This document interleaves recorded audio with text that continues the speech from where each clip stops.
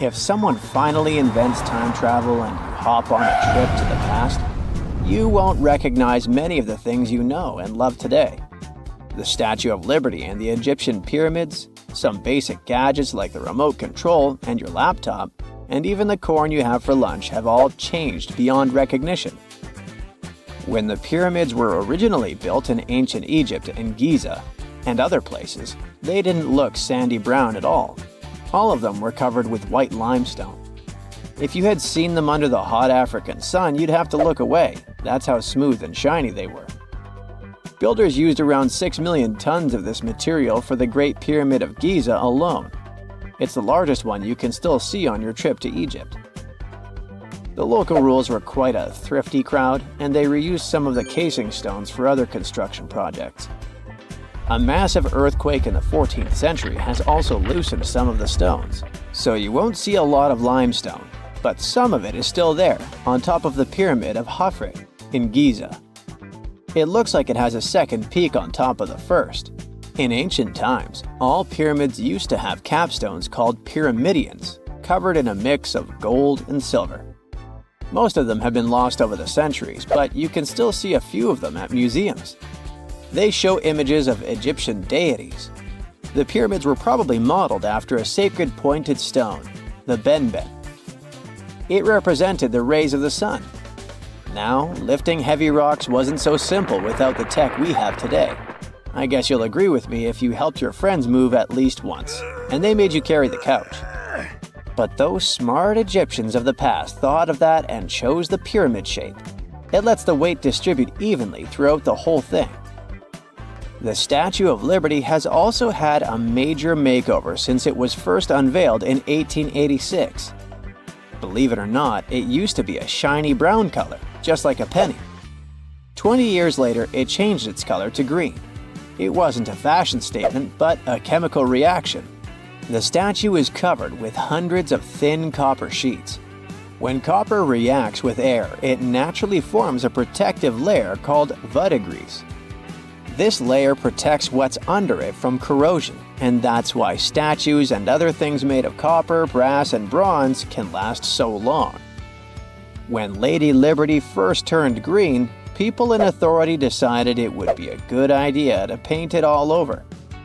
It was way before social media, so you couldn't just drop an angry comment under the post describing the idea.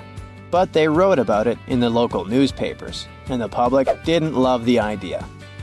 Then the Times interviewed a copper and bronze manufacturer, and he confirmed they shouldn't repaint it, because removing the protective layer would mean destroying the statue. Over the years, people have suggested painting Lady Liberty several times, but no one has ever done it. I don't know about you, but I can't imagine that lady in any other color, so I guess it's for the better. You love bananas as much as I do?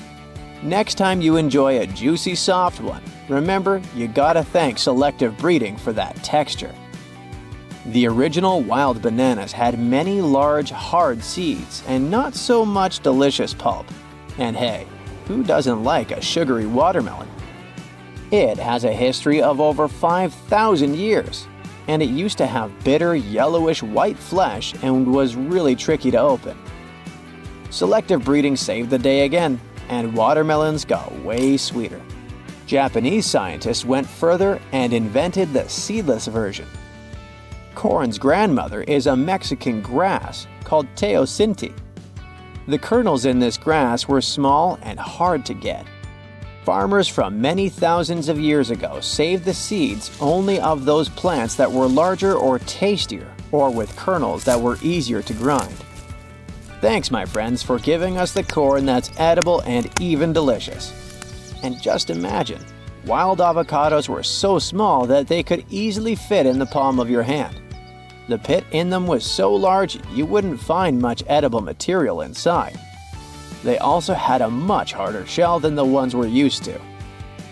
You probably wouldn't get a lot of work done without your beloved computer today, but I can't tell you exactly whom to thank for this invention.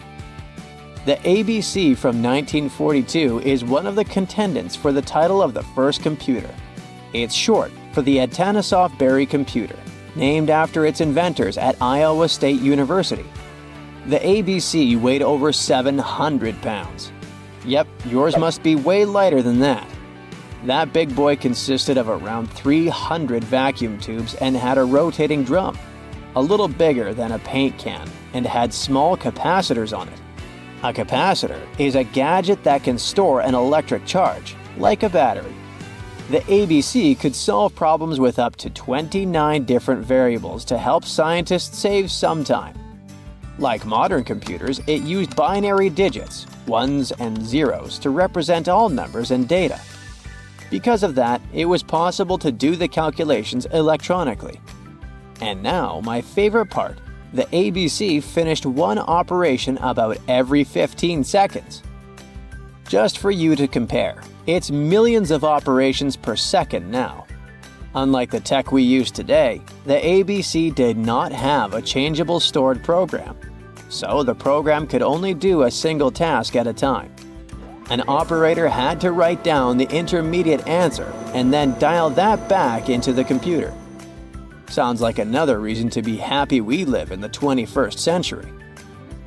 That remote control you use for all sorts of appliances has gone a long way too.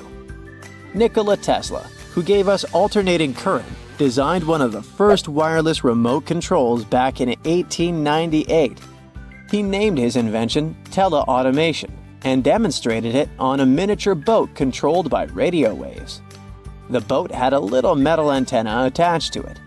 Tesla sent signals to the boat using a box with a lever and a telegraph key, which was his version of a remote control.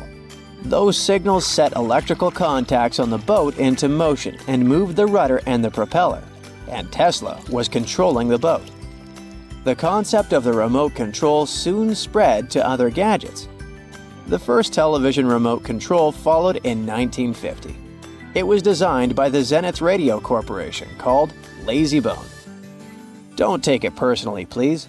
This LazyBone had a massive cable that was attached to the TV set, and those who tried it didn't fall in love with the invention because they tripped over that cord.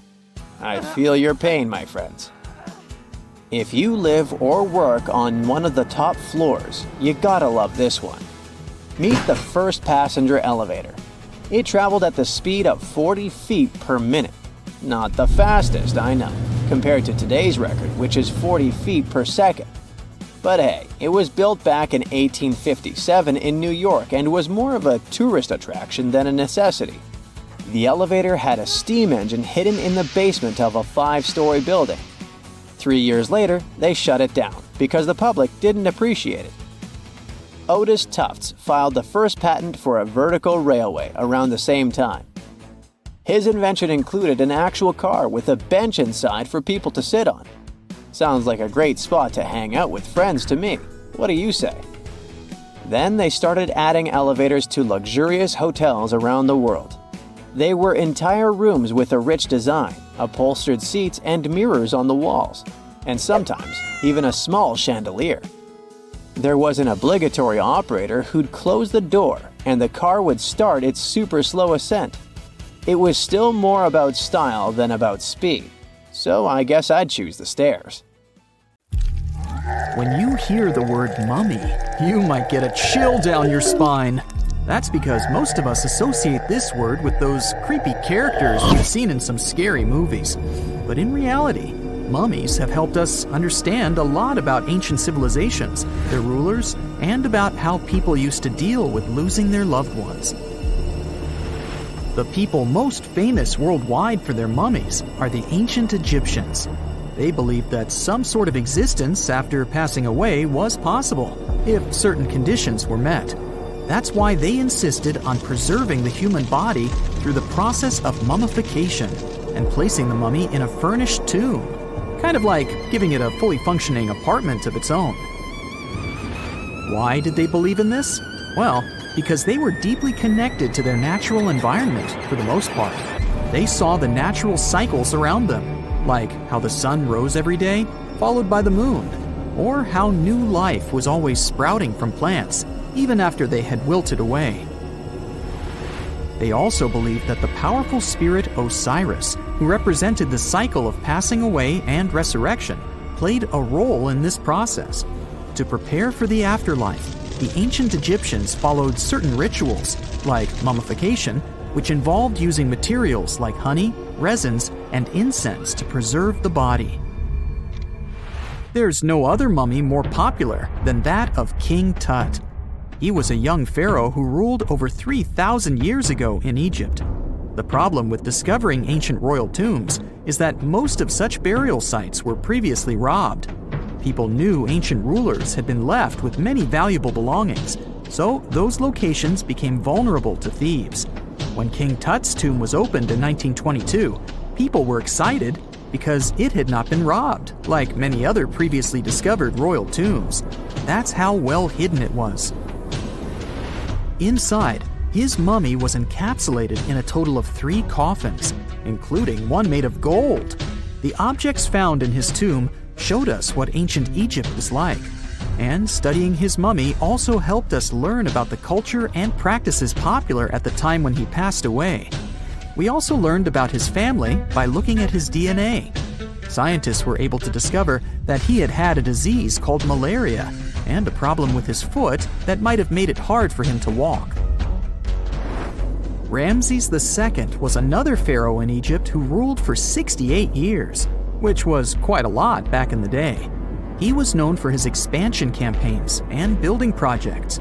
Many objects from his time as a ruler still exist today, including a large statue of him. Ramses II was about 6 feet tall and lived to be about 90 years old. After looking at his mummy, scientists concluded that he may have had a medical condition that affected his spine. Now, remember those thieves I mentioned before? They are probably the reason why Ramses II ended up in a plain coffin in a secret collection of royal mummies at Deir al-Bahari, which was rediscovered in 1881. Thankfully, archaeologists were able to identify him because his journeys had been recorded on his wrappings. The process was really tedious too. In fact, in ancient Egypt, the mummification process could take a staggering 70 days to complete. A special person would say a very specific speech while delicately handling the body and drying it out using a type of salt called natron. They also used linen and resin to make the body look more lifelike and to wrap it in cloth. The tomb was equally as important for ancient Egyptians. The walls of King Tut's tomb, for example, were adorned with intricate artwork that depicted his journey to the afterlife, from his burial procession to his passage through the underworld. The ancient Egyptians believed that everyone made this journey after passing away, and they filled their tombs with items and paintings to help the person in their spiritual travels. Additionally, the walls of the tomb were decorated with spells from a special book, which contained a collection of poems that the Egyptians believed would help people reach the afterlife. And speaking of how important this journey was, people also placed food in these ancient tombs. In King Tut's tomb, archaeologists discovered 36 jars of vintage beverages and 8 baskets of fruit, which were believed to be left there to help him in his journey to the afterlife. The Egyptians believed that traveling to the afterlife took a really long time, so they left a lot of supplies, such as food and water, to sustain their loved ones. Pharaohs also generally had numerous luxurious garments and beautiful jewelry in their tombs to ensure that they would have a fashionable journey. These items included various types of linen clothing, such as tunics, scarves, gloves, and headdresses, as well as a lot of gold jewelry with precious stones, like bracelets, buckles, pendants, necklaces, rings, and even precious depictions of insects for protection. Some were also deposited with fans made from ivory and ostrich feathers to keep them cool in the afterlife. Some ancient rulers were even placed in their forever apartments along with boats. For example, Pharaoh Khufu built the Great Pyramid at Giza as his tomb, and a large ship was found inside. King Tut, however, was buried with multiple boat paddles, but no actual boat. Instead, he had 3 chariots and numerous walking sticks made of precious materials, perhaps indicating he'd rather travel to the beyond by land, not by water. Amongst the most interesting objects found near ancient mummies are bottles of oils and perfumes. If rulers were supposed to be fashionable, why not smell nice too, right? Also, some of them had some ancient kinds of board games, most of them made out of precious materials like gold or ivory. One of those games was called Senet. It was very popular amongst the ancient Egyptians and very similar to modern-day chess. The ancient Egyptians may have the most famous mummies out there, but they weren't the first to invent the procedure. In fact, it all started in South America with an ancient civilization named the Chinchorro. As far as we know today, these people were the first to mummify their loved ones that had passed away. They did it somewhere around 2,000 years before the Egyptians started their own rituals. Sure, we can tell a lot about ancient rulers by studying these mummies, but until recently, we had no idea what they really looked like during their lifetime. Not so long ago, though, some very special mummy paintings were found by archaeologists studying ancient Egyptian objects. These mummy portraits are highly detailed paintings of individuals that were made while they were still alive. Such paintings were often painted on wood, as opposed to the classical portraits we all know about, which are painted on canvas. They are known for their realism and beauty, and have even been used by researchers to diagnose diseases by comparing them to the corresponding mummies. Some of these portraits also include depictions of jewelry, which was later found on the mummies. The recent discovery of these mummy portraits in Central Egypt is significant, as it marks the first time in over a century that such paintings have been found. Mummies appeared all around the world naturally, too. Mummification can occur without people intervening because of natural conditions, like extremely cold or hot environments, places with a lack of oxygen, or accidental exposure to chemicals that preserve the body. These conditions don't allow bacteria to grow, resulting in the body remaining more or less intact. Famous Otzi was one of these mummies. We know today he was a man who lived around 5,000 years ago in Europe.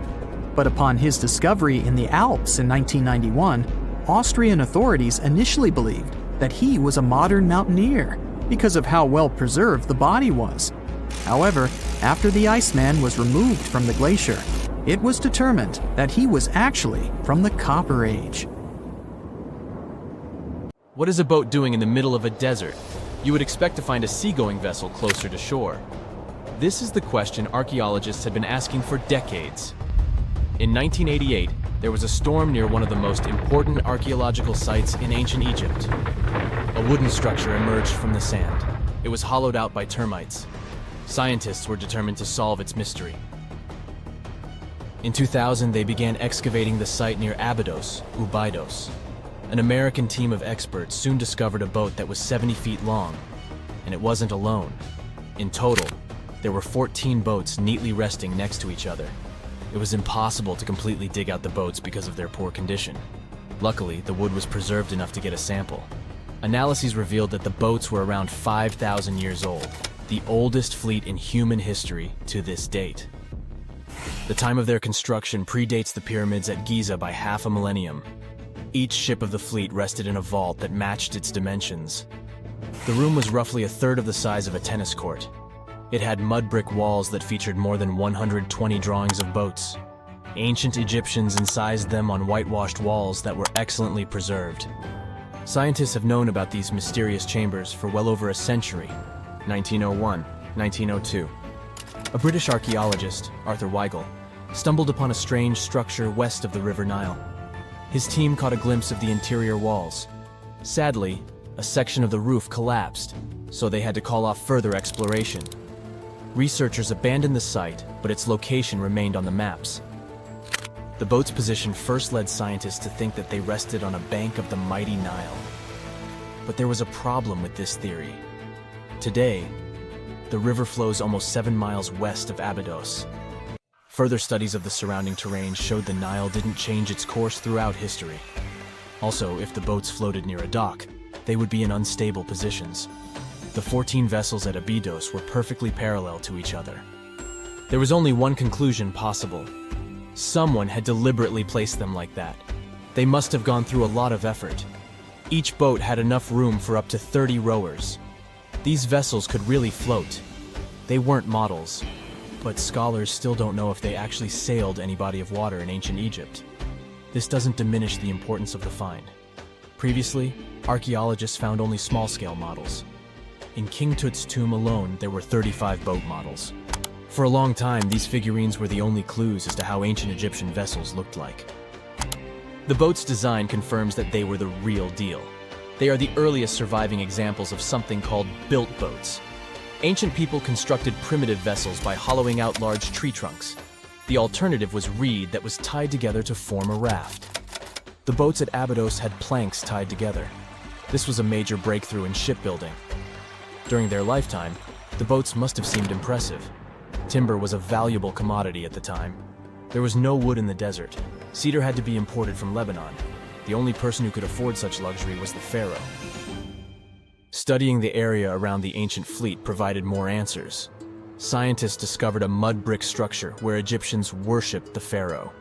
Its approximate date of construction matches that of the wooden boats. The same bricks out of which this building was made were used to encase the fleet. At the time of their construction, the rooms they were stored in had a ceiling. That's the section that archaeologists stumbled upon in the early 20th century. Just like mummies and coffins, these marvelous ships rested inside splendid vaults. The exterior of these rooms was also impressive. The outer walls originally had a plaster of white limestone. It reflected sunlight. In the desert sun, the structure housing the boats must have shone from miles away. Ancient Egyptian builders used the same technique to cover the pyramids 500 years later. Today, their surface looks jagged, but it wasn't always like this. When they were constructed, the pyramids had a top layer of fine white limestone. Their surface was smooth and it gleamed in the sunlight. Instead of stairs, the outer layer of the pyramids was more of a sleek ramp. Archaeologists were left with one final question. Which pharaoh owned the fleet? The answer lay just a mile from the site. This is where the tomb of a pharaoh from the 5th dynasty rested, King Senwosret III. Its time and style of construction matched the ones of the chambers with boats. The very end of his rule might explain how the boats ended up in the middle of the desert. The pharaoh probably passed away in northern Egypt. Then his body was transported down the Nile to Abydos in a marvelous procession of decorated boats. The vessels were later lowered to chambers near the final resting place of their owner. This had a symbolic meaning. In the ancient Egyptians' belief system, ships played a key role. Their supreme deity was Ra. He traveled through the sky during the day in the form of the sun. At nighttime, he sailed through the netherworld in a solar boat. The pharaoh identified himself with Ra. That's why he needed boats in the afterlife. That was the only way to regenerate himself. Just as the sun rises every day above the horizon. This belief existed for thousands of years. The more famous Pharaoh Khufu also had a ship. Scientists found it in 1954 next to his pyramid at Giza. It is some 4 centuries younger than the fleet at Abydos, but Khufu's ship was almost 2 times longer. The Great Pyramid of Giza and King Tut's tomb are some of the most famous archaeological finds in Egypt. But there are many more secrets hiding beneath the endless sands of the Sahara Desert. Recently, 2020, archaeologists found a lost city there. They have labeled it as the most important discovery since King Tut's tomb, 1922. The city of Aten is some 3,000 years old. Historians hope it will give them a unique insight into the everyday life of ancient Egyptians. The famous archaeologist and Egyptologist Zahi Hawass proclaimed the site a lost golden city. Aten sits some 300 miles south of Egypt's capital, Cairo. It is close to the famous Valley of the Kings. Archaeologists first found sections of mud brick walls that spread out in all directions. They discovered complete rooms with tools of everyday life inside. The research team unearthed a bakery, a residential neighborhood, and an administrative district. They all date back to the time when the Egyptian civilization was the wealthiest in its long history. They were also the first to make objects from iron. In 1911, scientists found a set of iron beads near a village in Lower Egypt, El Girza. These are the earliest known iron artifacts. The discovery is literally out of this world. Ancient people made them by beating into shape a piece of a meteorite. The 9 beads were once part of an ornate necklace. They are now blackened and corroded, which is perfectly normal for a piece of jewelry that is over 5,000 years old. They consist of an iron-nickel alloy. Researchers were impressed by the skill of ancient jewelers who processed the beads. Their craftsmanship is more impressive when you think that they didn't know the stellar origins of the material. The Great Pyramid of Giza also has a remarkable feature. An international research group investigated the electromagnetic response of the structure to radio waves. They found that the pyramid has the ability to concentrate electromagnetic energy inside it. This occurred inside its chambers as well as under the pyramid's base. It contains an underground, unfinished chamber. It seems that the electromagnetic response is connected with the properties of limestone, the Great Pyramid's main building material. The research results might have a practical application. The way solar cells and nanosensors function could be improved by this remarkable find. Wow! Scientists have found a lost city beneath Egypt's pyramids. And it's incredibly large, bigger than the biggest target you can imagine. Underground chambers, passageways, and vertical structures. Scientists have no idea what purposes they serve. But let's start from the very beginning. Italian and Scottish scientists studying the Pyramid of Khafra discovered something that looked like secret tunnels under 3 pyramids. This find might change what we know about ancient Egypt. The expedition, called the Khafra Project, was led by Corrado Malunga from Pisa, Italy, and Filippo Biondi from the University of Strathclyde, Scotland. Their mission was to focus on exploring Khafra's pyramid, the second largest on the Giza Plateau. Scientists uncovered a massive structure beneath the Pyramid of Khafra. Could it be an ancient Egyptian underground city? The experts analyzed the data they had and came to the conclusion that 8 large vertical structures could be hiding beneath, possibly wells or shafts. They extend a staggering 6,500 feet across. Imagine placing 2.5 Burj Khalifas on the ground, one after another, and you get the sheer size of this find. These shafts also plunge nearly 2,000 feet underground. Some of the deepest underground stations in the world are located at a mere 380 feet underground or so. These cylindrical shafts are surrounded by spiral paths. Picture some old Gothic castle. They're connected to 2 giant, weirdly shaped chambers. Are those cubes? Or possibly bowls? Each of these chambers is likely more than 260 feet across. Now, even though we know about the structures now, no one has figured out their original purpose yet. Want to hear something even more shocking? Okay then. The team is almost sure that similar access points can be found under all 3 pyramids. In other words, all of them might be linked by a hidden system of underground tunnels, chambers, and passages. Even deeper, about 4,000 feet under the surface, there might be more unknown structures. And doesn't it add to the mystery?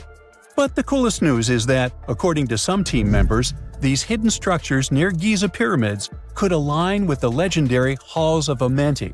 In ancient Egyptian mythology, it's a place where people are believed to arrive when they're close to the end of their days. There, they are said to take a 3-day-long trial, facing their biggest fears. Now, how did scientists even discover these hidden spaces? To uncover them, researchers used 2 satellites positioned 420 miles above Earth. They sent radar signals to the Giza Plateau, and these signals generated detailed images, which were later compiled into a 3D model of the underground layout, including the newly detected shafts. Then, using synthetic aperture radar or SAR technology, which is a type of radar that can penetrate through stone, the team also spotted 5 small room-like structures hidden deep within the pyramid. One of these chambers contained a sarcophagus, which was once thought to be the tomb of Pharaoh Khafra. But now, scientists believe this was a mistake. The true burial site is likely to be elsewhere. In any case, these 5 hidden rooms were completely unknown before the scans. They seem to be arranged in the center of the pyramid and are linked to underground pathways leading somewhere below the structure. There's an opinion that these tunnels could lead to more hidden chambers and wells. Some of them might be around 4,500 years old. Wow! What if they help us solve ancient civilization mysteries? Preliminary data suggests that all this underground space can be much more than a few empty chambers. There might be many more hidden structures near the Giza pyramids. How come? Well, the thing is, the structure appears to include hollowed-out sections with spiral pathways leading even deeper underground. Refining the images hinting at this could reveal an extensive subterranean network. It might be a whole city hidden under the surface. Now, despite the excitement surrounding these findings, there are also a lot of people who don't believe in the existence of the underground city. They're skeptical about the archaeological discovery in Egypt due to the lack of peer-reviewed verification. That's why several archaeologists and radar experts have challenged the validity of the claims. They've explained that the technology used to make the discovery may not be advanced enough to produce such detailed underground imagery. According to them, the 5 smaller chambers found near the surface could be natural formations, since the area had had sacred significance long before the construction of the pyramids. Some experts have even dismissed the use of radar methods in this context altogether. They call these methods scientifically unproven and question their accuracy. The discovery has also reignited discussions about ancient Egyptian myths and the possibility of hidden texts lying somewhere beneath the Giza pyramids. The layout of the newly detected underground chambers shares similarities with mythological accounts of the Hall of Records, a rumored chamber that could preserve early Egyptian wisdom. If confirmed, these findings could significantly reshape the understanding of Egypt's sacred topography. Plus, this lost city beneath Egypt's pyramid could become physical evidence of previously unknown underground structures. That's why the Khafra project is super eager to begin excavating to confirm their findings. But getting approval from Egyptian authorities is a challenging process. The discoveries still need to undergo peer review before they are accepted by the academic community. By the way, this recent archaeological discovery in Egypt comes on the heels of another discovery involving a weird structure beneath the Royal Giza Cemetery, which researchers believe is unnatural in origin. Archaeologists use remote sensing techniques and uncovered a mysterious L-shaped structure underground in the Western Cemetery of Giza. This area is known to house burials of royal family members and high-ranking officials. Many of the tombs in the cemetery have above-ground mastabas, rectangular stone or mud brick structures with flat roofs. But there is an area in the center of the cemetery where there are no above-ground structures. To investigate this unexplored region, the team used electrical resistive tomography and ground-penetrating radar. ERT works by sending electrical currents into the ground and measuring the resistance to detect remains. As for GPR, it sends radar into the ground and maps the structures based on the radar's return. The team found an anomaly about 6.5 feet beneath the surface. It appeared to be an L-shaped structure measuring at least 33 feet in length. The readings suggested that the structure had been backfilled with sand after its construction. This made the team hypothesize that it could be a mix of sand and gravel, or possibly an air void. This anomaly was classified as a highly resistive structure, which meant it didn't occur naturally. Motoyuki Sato, the study's lead author and professor at Tohoku University in Japan, claims that the structure is not a natural formation due to its sharp shape. Another weird thing about ancient Egyptian pyramids is that historians have long believed that they were built primarily for royals and high-status individuals who had the wealth and power to create such massive structures. However, new research from the archaeological site of Tombos in modern-day Sudan challenges this assumption. The thing is, Tombos' pyramid may have served as burial sites for low-status workers as well as elites. The hard-working members of ancient communities may have found their last resting place in some of the most visible monuments, including the pyramids. Located along the Nile River in the ancient region of Nubia, Tombos became part of Egypt after its conquest of the area around 1400 BCE. That's when Egypt established the site to strengthen its colonial control. Workers at Tombos built pyramids, but those were much more modest than the famous pyramids of Giza. The research team reanalyzed 110 human skeletons from Tombos, originally studied in 2012. In particular, they examined the entheses, the areas where tendons and ligaments attach to bones. Such an analysis can give us insights into the amount of physical labor a person performed. When someone does hard labor, their bones often develop distinct crests and ridges at these attachment points due to the stress on the tendons and ligaments. And while some skeletons showed little change in their entheses, suggesting they belonged to individuals from the upper classes, others showed more serious changes. It means they belong to lower-class workers. This finding can totally challenge our earlier understanding of pyramid burials, especially the idea that only elites were buried in the pyramids, because the pyramids themselves were designed for the elite. This recent research may prove that lower-class workers may have found their final resting place in these monumental structures too. In 1850, French scientist Auguste Mariette went to Egypt looking for manuscripts, but accidentally found a head of a sphinx sticking out of the dunes. He cleared the sand and figured out the Sphinx was guiding the entrance to some underground construction. Several months later, he finally entered the Serapeum of Saqqara. Inside, he found an enormous granite sarcophagi with remnants of 64 bulls. Scientists are still amazed by the tech that the ancient Egyptians used to transport those enormous boxes. The Serapeum was built around the year 3000 before the Common Era. It was an underground tomb built to honor the sacred Apis bulls of ancient Egypt. It had a long hallway, almost 500 feet long, with giant stone rooms on both sides.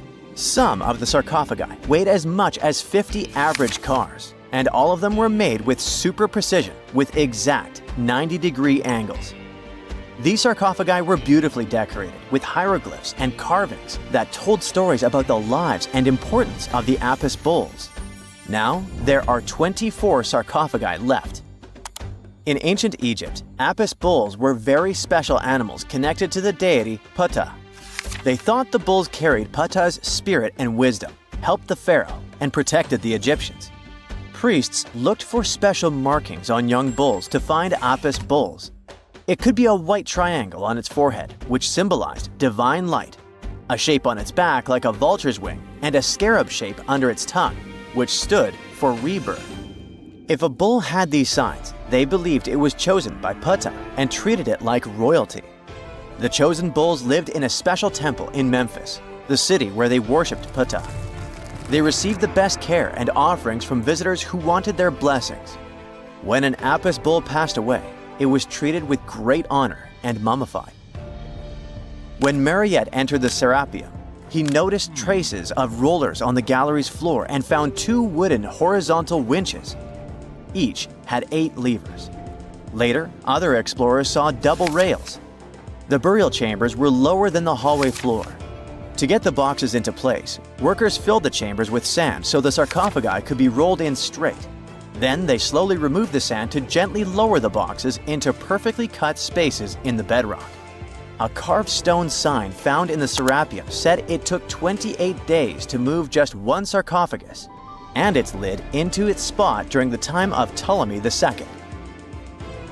The extreme precision of the sarcophagi with 90-degree angles also has an explanation. Ancient Egyptians wrote texts, or rather, papyrus, on geometry a long time ago. It shows that they knew the approximate number pi and could calculate the volume of a pyramid with its top cut off. If they could figure out complicated math like that back then, it makes sense that they could also carve perfectly flat surfaces 500 years later.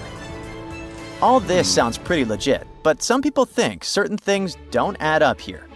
The size of boxes is way larger than the size of bulls, yet they buried pharaohs in tiny coffins that barely fit their bodies. The sarcophagi are made out of granite with crazy precision, and they could have just used limestone, which would have made things way easier. The transportation of the boxes seems pretty simple, but only in theory. If one person could pull about 440 pounds, then at least 250 people would be needed to pull just one box. The tunnels in the Serapeum are really narrow, only about 2 feet wider than the boxes themselves. There's no way hundreds of people could have squeezed into those tight spaces to pull the boxes. And even if they did, how would they turn the box in the cramped corridor, lower it into its niche, and place it perfectly in the middle? Somehow they did this 24 times, and every box is centered perfectly. Plus, the chambers were dusty, and there were no signs of soot from lamps. This means they must have worked in almost complete darkness. The real use of the boxes could also be different. A long time ago, even before the Egyptian pharaohs ruled, the local people already knew how to use fermentation. It happens when tiny organisms called yeast eat certain ingredients like starch and turn them into gas and ethanol. So someone in ancient Egypt probably put food like barley, bread, and even meat inside a giant stone box, then closed it tight with a heavy lid. These stone boxes, carved from granite, were so precisely made that they were almost completely sealed, so nothing could escape from it. As the yeast inside the box started working, it created more and more CO2 gas. It built up pressure inside the box. The granite boxes were incredibly strong. They could handle more pressure than a car tire can hold. When granite was squeezed under such pressure, its crystals produced a tiny electric charge. This effect was possible because granite contains quartz, a material that reacts to pressure this way. The process also needed meat or animal parts, possibly to help the yeast grow better.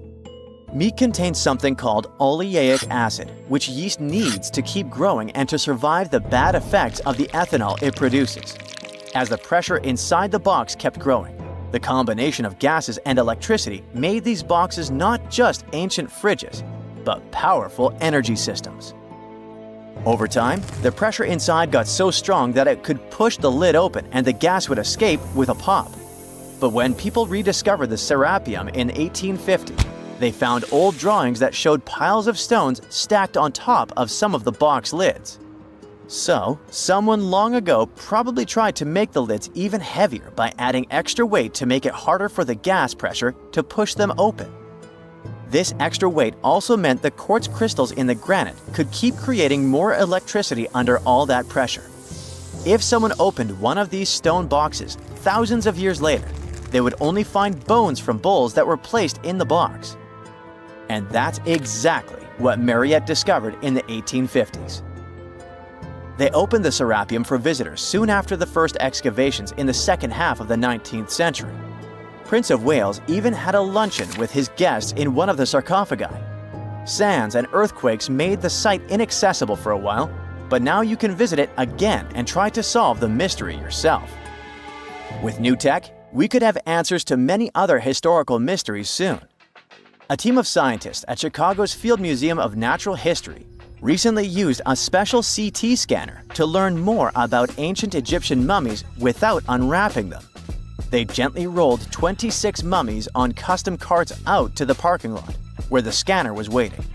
It took thousands of detailed X-ray pictures of each mummy and their coffins. When all the pictures were put together, they created 3D images that showed what was inside, the skeletons, and some artifacts. The scientists hope these images will help them understand ancient Egyptian burial practices from over 3,000 years ago. Even though the scanning process only took 4 days, it might take 3 years to study all the data. But scientists were able to learn some personal details about the mummies. One of the most popular mummified individuals at the museum, Lady Cheneta, was a woman who lived in ancient Egypt about 3,000 years ago. It looks like she passed away in her late 30s or early 40s.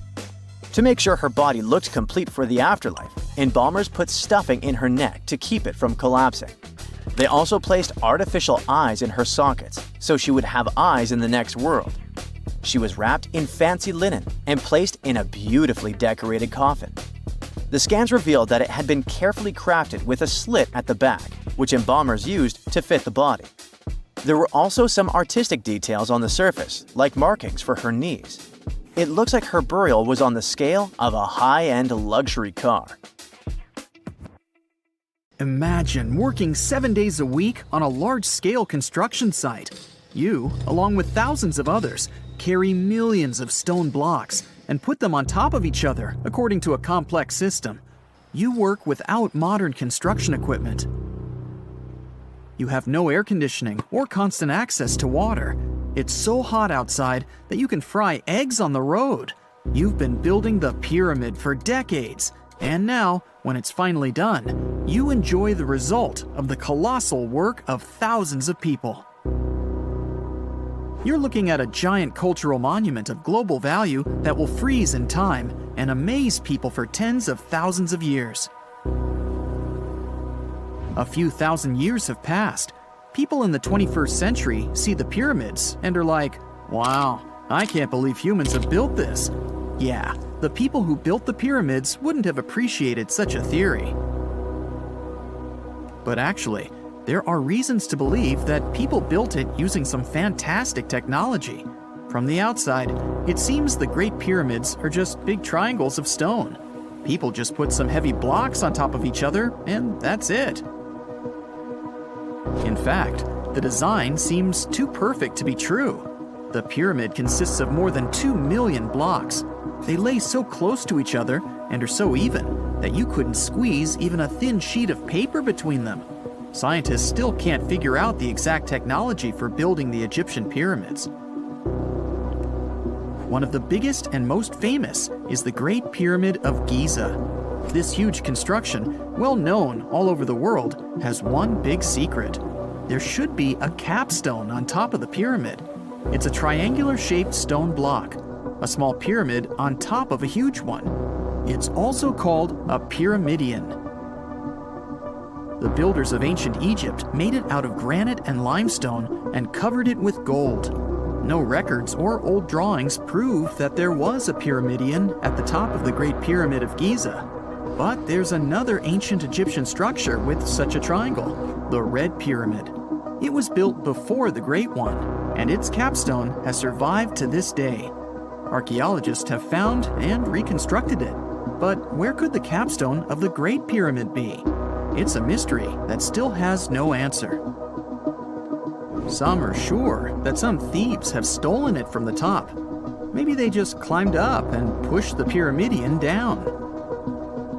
It makes perfect sense. The capstone was probably the most valuable element of the pyramid. Many scientists and archaeologists still don't know its exact purpose. Some believe that this peak covered with gold glorified the pharaohs. The capstone reflected moonlight at night and illuminated the entire space around it. During the day, the capstone reflected sunlight with its shiny surface. You could have noticed it from afar. The top of the pyramid was a kind of guiding star for lost travelers. All other stone blocks of the pyramid consist of limestone. People polish them to make them look shiny. In the past, they were even glowing and reflected light. You could see glowing pyramids from space, although they looked like tiny lights. Over thousands of years, winds, sandstorms, and rains have changed the pyramid's appearance. If people had taken care of them all this time, they would have looked like something out of science fiction movies, or the pyramids from Las Vegas. But unfortunately, we will never see their original appearance. Some archaeologists and scientists believe that the capstone could absorb the sun's energy and distribute it evenly throughout the pyramid. No one knows precisely why the Egyptians needed this technology. There's a theory the pyramids are ancient energy systems. The pharaohs applied this energy to use some unique technologies that were more advanced than all the achievements of the 21st century. And the triangular shape of the pyramids was ideal for boosting this electromagnetic energy. In theory, solar radiation, or electromagnetic forces, accumulated at the top of the pyramid, filled the inner rooms, and then went down the walls to the base. Any surface distortion could prevent the flow from spreading, so they had to create a perfectly smooth surface. That's why they installed the blocks so that nobody could squeeze a needle or razor blade between them. Many people believe in this theory because they built the pyramids from limestone. This material can hold energy inside itself. In the inner part, they created granite deposits to cause air ionization, that is, to create an electric charge. They also dug channels under the pyramid for water to transmit electricity. And at the top, they put a gold capstone, the best conductor of electricity. So, this is how you get a great power generator. Different cultures used similar technologies to create electricity all over the world. But these are all theories. If it had been working, humanity would have used these technologies today. There are mentions of the metal industry, chemistry, engineering, physics, mathematics, and astronomy in some ancient records. Most scientists don't believe in all these things. We know the detailed stages of the technology's development in different cultures. In the 21st century, scientists, historians, and anthropologists can track the evolution of all modern devices. If people had created some technological inventions in ancient times, the history of the world would have looked different. Perhaps all the achievements of antiquity could have been wiped off the face of the earth by global cataclysms, and it can happen to us. Just imagine how people would dig up a laptop in 5,000 years. Perhaps they wouldn't understand what kind of device it is. Another Egyptian wonder surrounded by mystery is the statue of the Sphinx. The Egyptians carved it out of a single massive piece of limestone about 4.5 thousand years ago. But scientists still don't know the exact date of its construction or who built it. People painted the Sphinx in different colors, so it looked much brighter and more vivid in the distant past. It was shining just like the Great Pyramids. Anyway, time hasn't only changed its appearance, but its name too. Initially, the Egyptians called it Hore-Mekhet. The Greeks renamed it the Sphinx about a few hundred years after it had been built. The Sphinx emphasized the greatness of the rulers of Egypt. It also performed a symbolic function of a watchdog guarding the tomb of the pharaoh and the paths leading to it. This version sounds realistic, since archaeologists have discovered many secret entrances at the foot of the Sphinx. Perhaps these rooms and intricate tunnels lead to underground halls with treasures. And treasures don't always mean gold and jewelry. According to legends and theories, the Sphinx guards the Hall of Records, the storage of all humankind's knowledge. The information about the ancient mythical state of Atlantis could be there. You can find many detailed maps of the internal dungeons of the Sphinx on the internet. They show structures 12 stories deep under the statue. It looks like a small city filled with gold, scrolls of knowledge, and various ancient artifacts. But don't believe all these maps. These are just theories. Several thousand years have passed, but people have very little information about it. Archaeologists know that there are still many strange and exciting things about the Sphinx that are still undiscovered. Some locals are afraid to research because they believe they can awaken something terrible from the underground depths. Therefore, it's mostly scientists from other countries who conduct the excavations.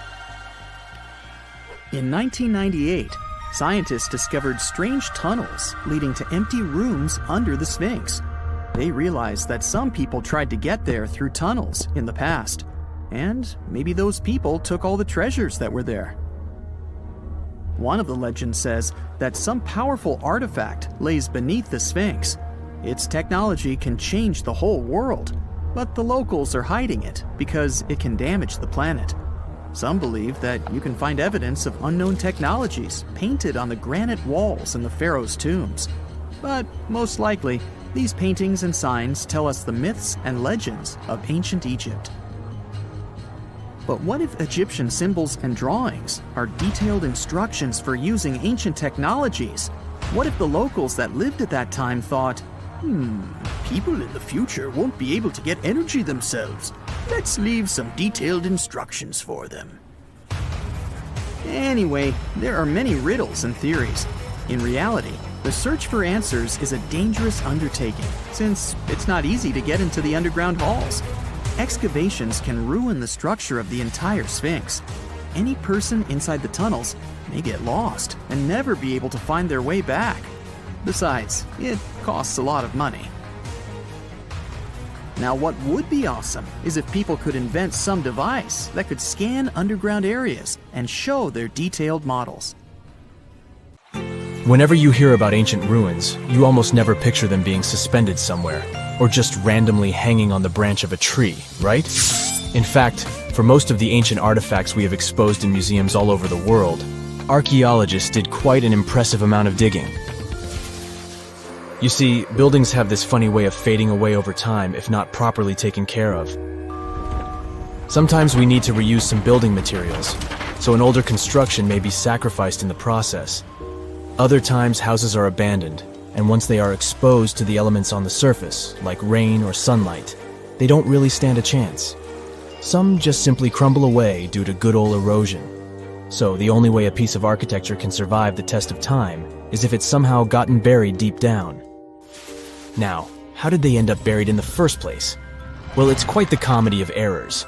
Ancient cities had a habit of gradually raising their ground level like a kid adding toppings to their ice cream sundae. You see, these settlements were always busy collecting food and building materials to keep up with their ever-growing population. But hey, who has time to deal with waste and rubbish?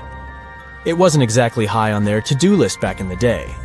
So when it came to building new houses, ancient civilizations found it much easier to save their sweat and tears by piling up the rubble and constructing right on top.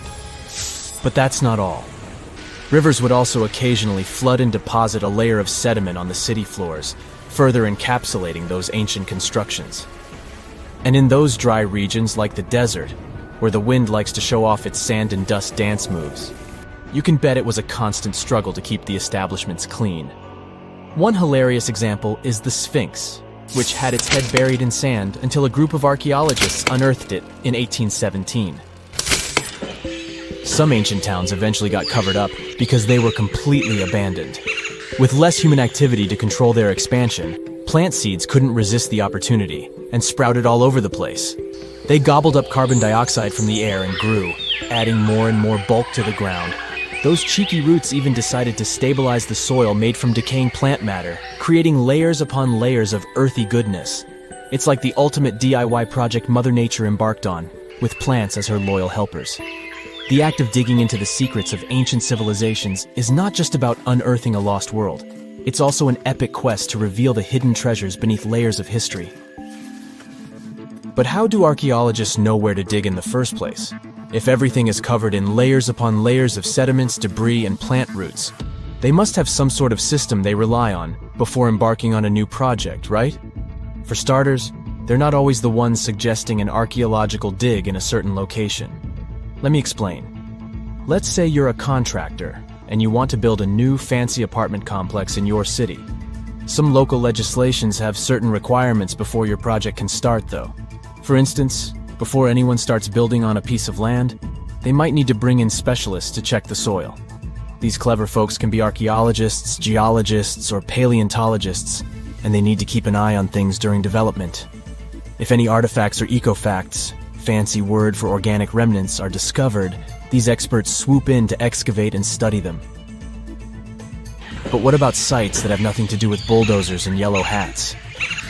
Archaeologists have more than one trick up their sleeves when it comes to locating ancient hotspots. They dive deep into historic records with a healthy dose of detective work. By sniffing out old documents and maps, they can piece together the puzzle of human activity in a specific area. If a site has been visited before, it's even better. Finding records of past excavations or historical accounts can give archaeologists lots of information on where to continue their treasure hunt. Before archaeologists start swinging their shovels, they engage in a bit of a visual scan mission. Armed with a grid system, they'll stroll around the site, keeping their eyes peeled for any artifacts that might be hiding just beneath the Earth's upper layer. From groundstone tools to historic glass and even ancient garbage dumps, yes, they're all so valuable. These keen-eyed explorers can spot signs of human activity faster than most people. If they stumble upon midden soil, fancy term for a garbage dump, they know for sure that humans once called this place home. Archaeologists don't just rely on their trusty shovels, though. They have an arsenal of gadgets to aid in their search for hidden wonders. Geophysical tools are like their secret weapons. Take the resistivity meter, for example. This clever contraption measures the electrical component of the soil and any buried features or artifacts. A buried wall, for instance, will create a different resistivity reading than the surrounding soil. Magnetometers and ground-penetrating radar work in similar ways, showcasing potential hints of ancient treasures in the soil. And who could forget our trusty old friend, the GPS? It helps archaeologists map out precise locations, like a high-tech treasure map, leading them straight to their pot of gold. Care to virtually visit some of the most important archaeological sites in the world? Well, follow me. In the United Kingdom, for instance, you'll find this interesting place called Stonehenge. It's one of many henges scattered around. But this one really takes the cake. Picture this: massive ancient stones standing tall and proud, arranged in a funky outer ring and an inner horseshoe, with some smaller stones thrown in for good measure. And guess what? These amazing stones have been around for over 5,000 years. Talk about a serious case of rock-solid longevity. Now, here's where it gets interesting. According to local folklore, the legendary wizard Merlin whipped out his magic wand and poof! He teleported these massive stones all the way from Ireland. Apparently, some giants had assembled them there, but Merlin decided they would look much better at their new location. Others think it's just the ruined remains of an old Roman spiritual edifice. These amazing structures were built by our Bronze Age ancestors. With their simple tools and limited tech, they managed to create this monumental masterpiece. Impressive, right? Unfortunately, there's still so much we don't know about this area. Stonehenge's initial purpose remains a mystery to this day. Sure, there are lots of theories, but scientists have yet to agree on the subject. However, we do know that it's perfectly aligned to catch the sunrise during the summer and winter solstices. The ancient city of Pompeii is an equally amazing archaeological site. Picture this: Mount Vesuvius, a notorious troublemaker, decided to throw a volcanic tantrum and completely covered this ancient Roman city. It turned it into a time capsule, located outside present-day Naples in Italy. Fast forward to the year 1748, when a bunch of adventurous explorers stumbled upon Pompeii.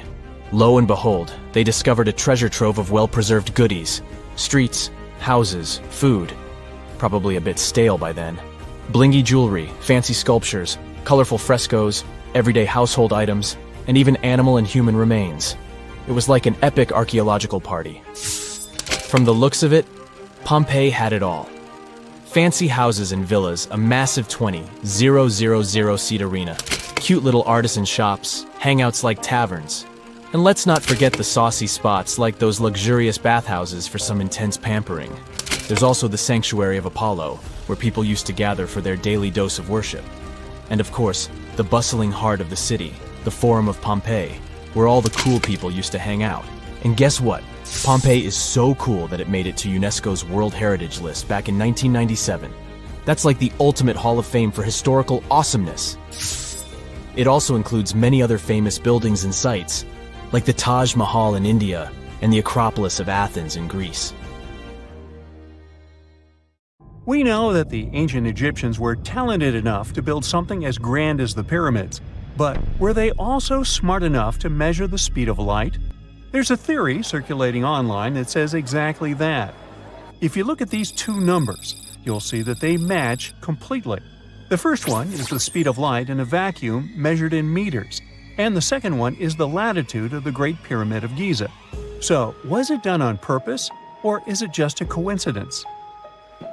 Well, happily, we can tell you that it's actually just a coincidence, not another conspiracy thingy. The Great Pyramid is just one of the many places in the world that share the same latitude. And more importantly, even if the ancient Egyptians had somehow measured the speed of light and chosen to keep it a secret from the rest of the world, they wouldn't have used meters to put it down. Meters were only defined at the end of the 18th century. The builders of the pyramids used a different unit of measure called cubits. 1 cubit is equal to 1.5 feet. Cubit was based on the length of the arm from the elbow to the tip of the middle finger, and it became popular in the ancient world. So if they wanted to impress the rest of the world and set the pyramids at a point that matched the speed of light in cubits, they would have to build their iconic constructions somewhere in Europe. And then the Danish astronomer who first measured the speed of light in 1676 would have been really upset to know that someone had done it centuries before him. So, although they were ahead of their time in many aspects, the ancient Egyptians never measured the speed of light or used longitude and latitude to map their locations. The base of the Great Pyramid of Giza might seem like a perfect square, but it's actually an 8-sided structure, not 4-sided. Each of its 4 sides has a subtle concave indentation that splits it evenly from base to tip. The official version is that a British pilot was the first to notice it in 1940 while flying over the pyramid. He took a photograph that showed shadows highlighting these indentations. Some people think these lines are only visible from above and can best be seen at dawn and dusk during the spring and autumn equinoxes. This has led to a freaky theory that the ancient Egyptians might have designed the pyramids to communicate with something looking at them from above.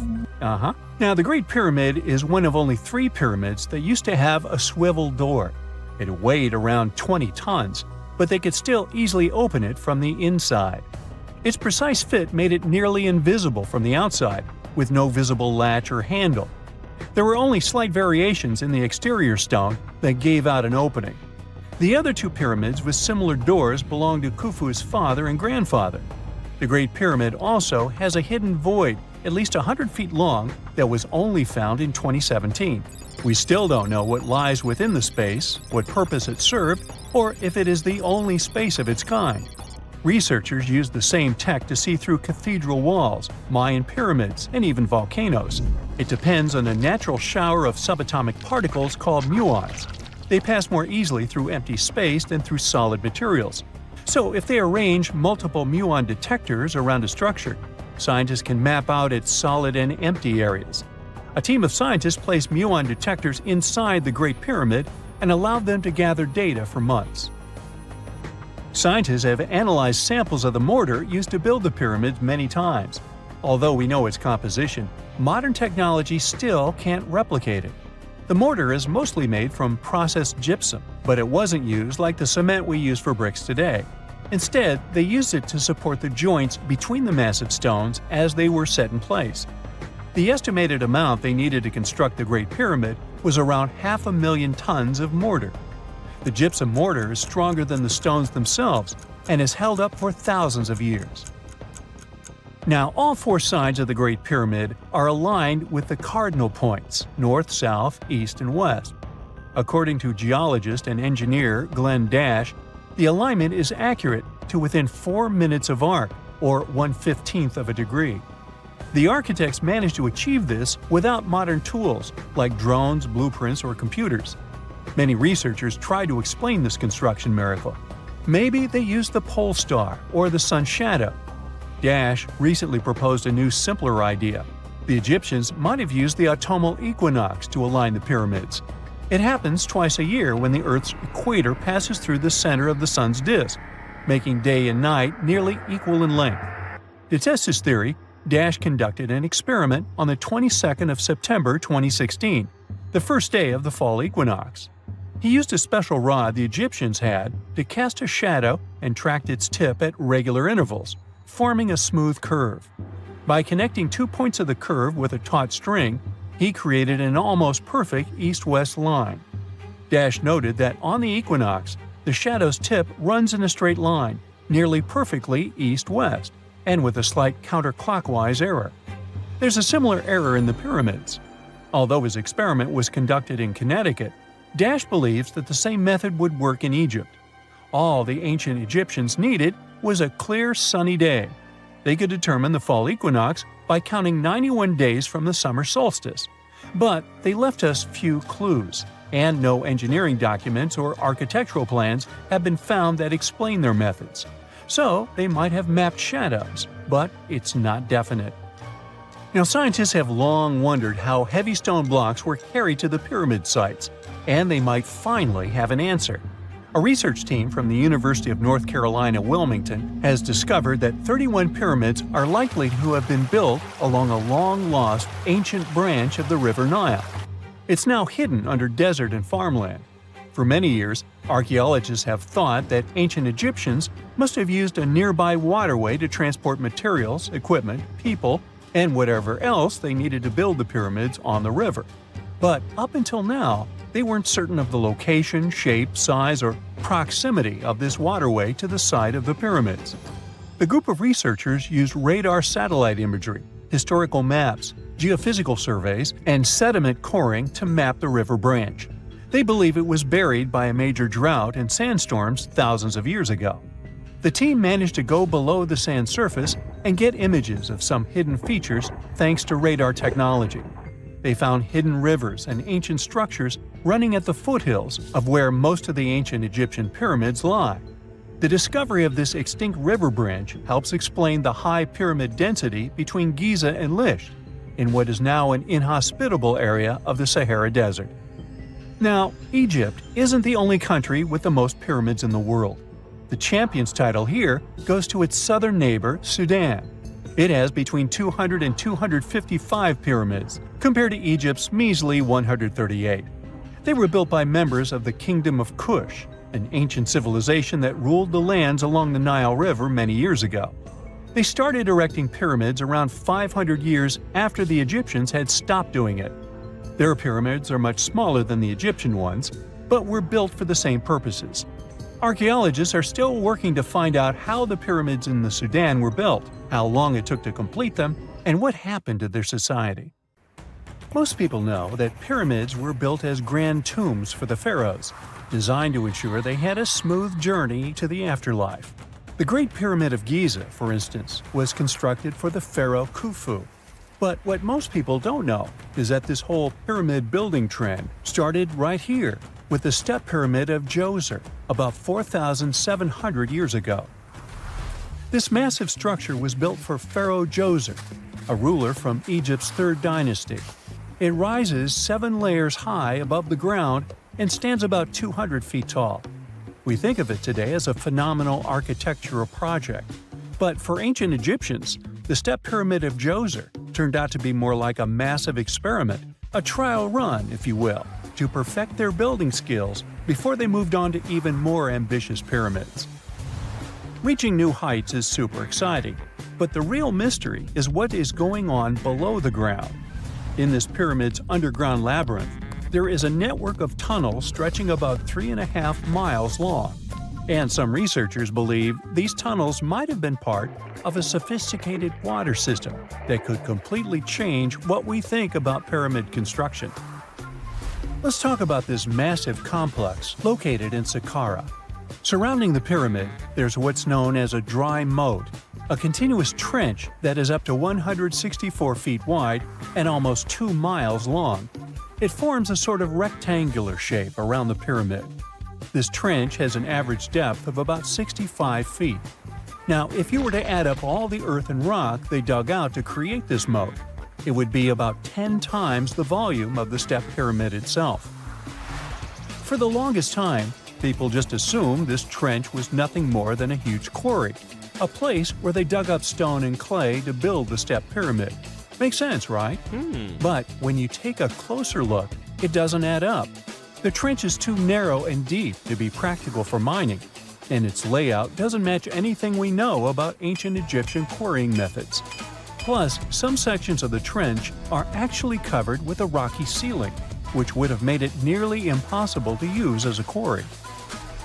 Another theory suggests that the dry moat had some kind of spiritual significance. Maybe it was a sacred place, where souls of nobles gathered to serve the late king in the afterlife. There are even niches in the walls that work as a hint at this spiritual function. But most researchers believe that this purpose likely developed much later, long after the complex was built for Djoser. So, what was the moat really designed for? In 2020, a researcher came up with a pretty intriguing idea. It is possible that this trench was actually designed to collect and manage water, especially after heavy rainfalls. Now, that makes sense when you consider the location. The moat sits in an area that could easily have been flooded by runoff water from nearby plains. This could also explain why the trench wasn't used for new graves until much later when the climate became drier and less prone to flooding. The story becomes even more intriguing, as this trench appears to be part of a larger, more complex hydraulic system within the Djoser complex. It is like the trench has several compartments, carefully carved out of the rock and connected by tunnels. These compartments likely served as a part of a water treatment system, where water would flow from one compartment to the next, getting cleaner as it moved along. Now, here is where things start to tie into the pyramid itself. The Djoser complex has a series of underground shafts, and some researchers think that water from the moat's deep trench might have been used to power a hydraulic lift system, and this giant water-powered elevator could have been used to raise the heavy stones needed to build the pyramid. It worked like a volcano, but instead of lava, water did the heavy lifting. Imagine a big deep hole in the ground at the center of the pyramid site. Inside this hole, there was a huge wooden platform, kind of like a giant raft that could move up and down. When the workers wanted to lift a heavy stone, they would fill the hole with water. As the water rose, the wooden platform started to float up, carrying the stone with it, almost like a giant water-powered elevator. When the stone reached the right height, the workers slid it off the platform and onto the pyramid. The idea is that water from the deep trench, after being cleaned and filtered, would flow into these shafts. A massive float, possibly made of wood, would then rise as the water filled the shaft, lifting the stones up to where they were needed for construction. Once the stone was in place, they'd let the water out, lowering the platform back down to the bottom, ready to lift the next stone. This fancy hydraulic lift system could have been a game changer, making the whole building process a lot faster and more efficient without using a lot of workforce. It is like the ancient Egyptians were already embracing the whole idea of work smarter, not harder. But of course, not everyone is on board with this theory. Some experts argue that the area where the step pyramid of Djoser was built couldn't have held enough water from occasional rains to maintain such a fancy hydraulic system. The main theory suggests that, in the past, there might have been some kind of lake nearby that would have filled up after a period of rain, and this lake could have supplied water to the complex's hydraulic system. But there is no mention of such a lake in any ancient Egyptian writings, so it might be more of a what-if situation than a reality. And then there's the issue of the hard work itself. Remember when I said this method could have allowed the ancient builders to raise stones with far less effort? Well, that might not be entirely true. According to some experts, just building this hydraulic device would have required a lot more heavy work than simply moving the stone blocks using good old-fashioned manpower. And let's not forget, the step pyramid of Djoser is like a baby pyramid compared to those that came later. The stones used for Djoser's pyramid weighed, on average, about 660 pounds each, which is nothing compared to the more than 2.5-ton blocks used later for the pyramid of Chephren. If this cool water lift theory gets completely ruled out, we still need to explain how this pyramid was built in the first place. To answer that, we need to rewind a bit and talk about the original plans. See, before Djoser's tomb became a pyramid, the idea was to construct a simple mastaba. This type of tomb was pretty common in earlier periods, a flat-roofed rectangular structure with sloping sides. But after the original mastaba was finished, they decided to expand it a bit by adding more layers on top. And then they added even more layers, until the construction reached 6 distinctive steps, each one smaller than the previous. And they probably did all this by raising those heavy stones using ramps, not a water-powered elevator. There is still so much we don't know about the step pyramid of Djoser. More research is definitely needed to fully understand how this system worked, or if it even existed at all. But the idea of using water to help build the pyramid adds a whole new layer to our understanding of ancient Egyptian engineering. It's a powerful reminder of just how clever and resourceful those builders were, using the natural landscape and the power of water to create one of the most iconic monuments in history.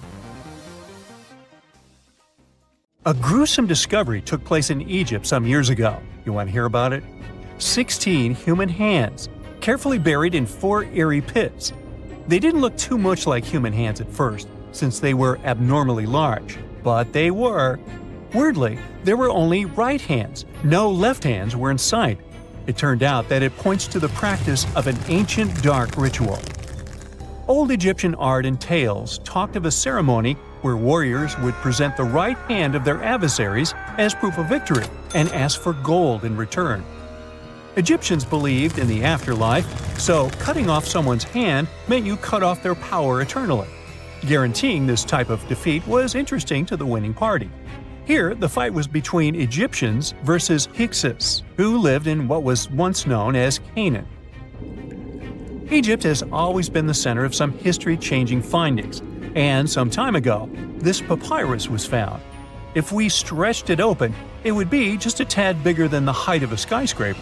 The world's tiniest skyscraper, which is located in Wichita Falls, Texas.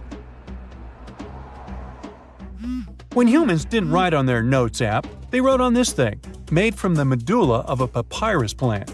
Around 2,000 years ago, ancient Egyptians wrote something reminiscent of a book where they describe most of their funerary traditions and their visions of the afterlife.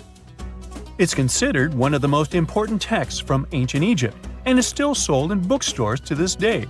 This ancient manuscript was unearthed from a chamber located just south of the Pyramid of Djoser, located in Saqqara. Oh yes, Djoser is the oldest pyramid in Egypt and not the Giza pyramids like most people think. So recently, the site of Saqqara buzzed with excited archaeologists who probably found one of Egypt's oldest complete mummies. They believe that this beautiful and well-preserved mummy was that of a wealthy man. He was discovered in a deep shaft, covered in layers of gold leaves. There are many symbols that show he was an important and wealthy man, like the band he wore on his head, the bracelet on his chest, and the fact that he was embalmed with a tunic, which was reserved for Egypt's finest. The most exciting part of the entire discovery was finding the resting place sealed with mortar, just as the ancient Egyptians had left it 4,300 years ago. Now this may sound weird, but back in 2008, archaeologists discovered a missing pyramid. Now it went missing because it deteriorated over the span of 4,000 years. Today, you can only see its base.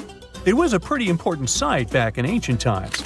It is said that around the area of the pyramid, the ancients hosted a special type of ceremony where high priests would carry mummified remains of sacred bulls. Now, here's a fun fact.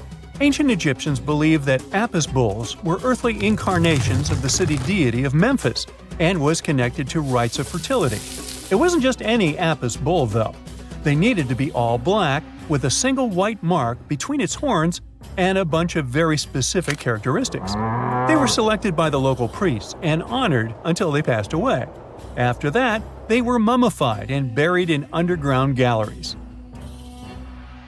Meanwhile, this missing pyramid sort of disappeared around the 1800s. It was a German archaeologist who first found it in the village of Saqqara. He called it the Headless Pyramid when he first found it.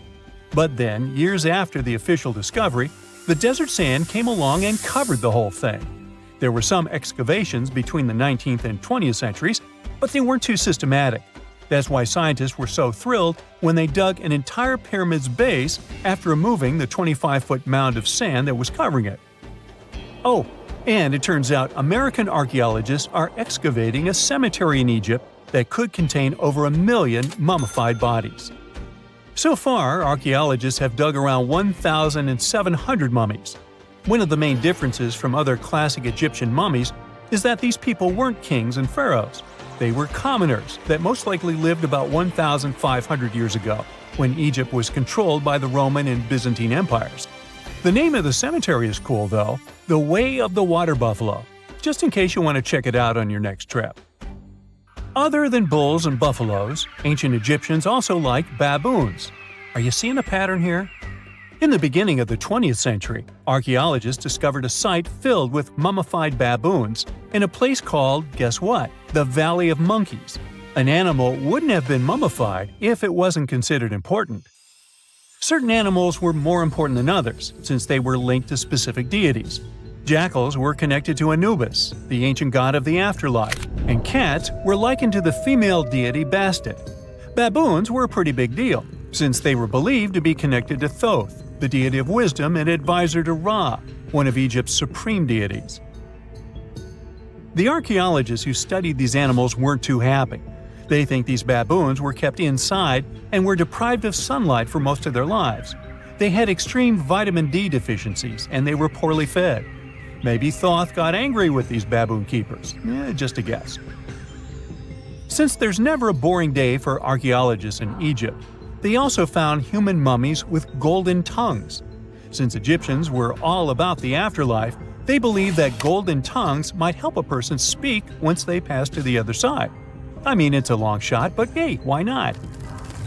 Some of these mummies were placed in wooden coffins with goods, such as necklaces, pottery, golden artifacts in the shape of lotus flowers and scarab beetles, and iPhones. Just kidding. A new temple was also unearthed recently in Egypt. Scientists believe it was dedicated to honor Zeus Cassius. That deity would be a cross between Zeus, the almighty Greek deity of the sky, and Mount Cassius. While digging around the Sinai Peninsula in Egypt, archaeologists spotted 2 pink granite columns poking out of the ground, and bingo. They believe these columns represented the temple's front gate and collapsed during an earthquake many years ago. And speaking of deities, there weren't only super serious deities. Recently, scientists unearthed a golden ring in a city south of Cairo. No, Frodo, it's not magical. It was a normal gold ring, but it had the depiction of the deity of fun, officially named Bes. This deity is often described in sacred texts as a happy chubby dwarf. Today, many tattoos we get are sorta deprived of any sense and are made of aesthetic purposes only. In ancient Egypt, though, women would get tattoos as a token of protection for childbirth. That's what scientists think, at least. Around the Nile region, scientists found some mummies that had well-preserved tattoos, which is a rarity since the skin deteriorates so easily. 2 of these women tattooed their lower backs, and the drawings were simple.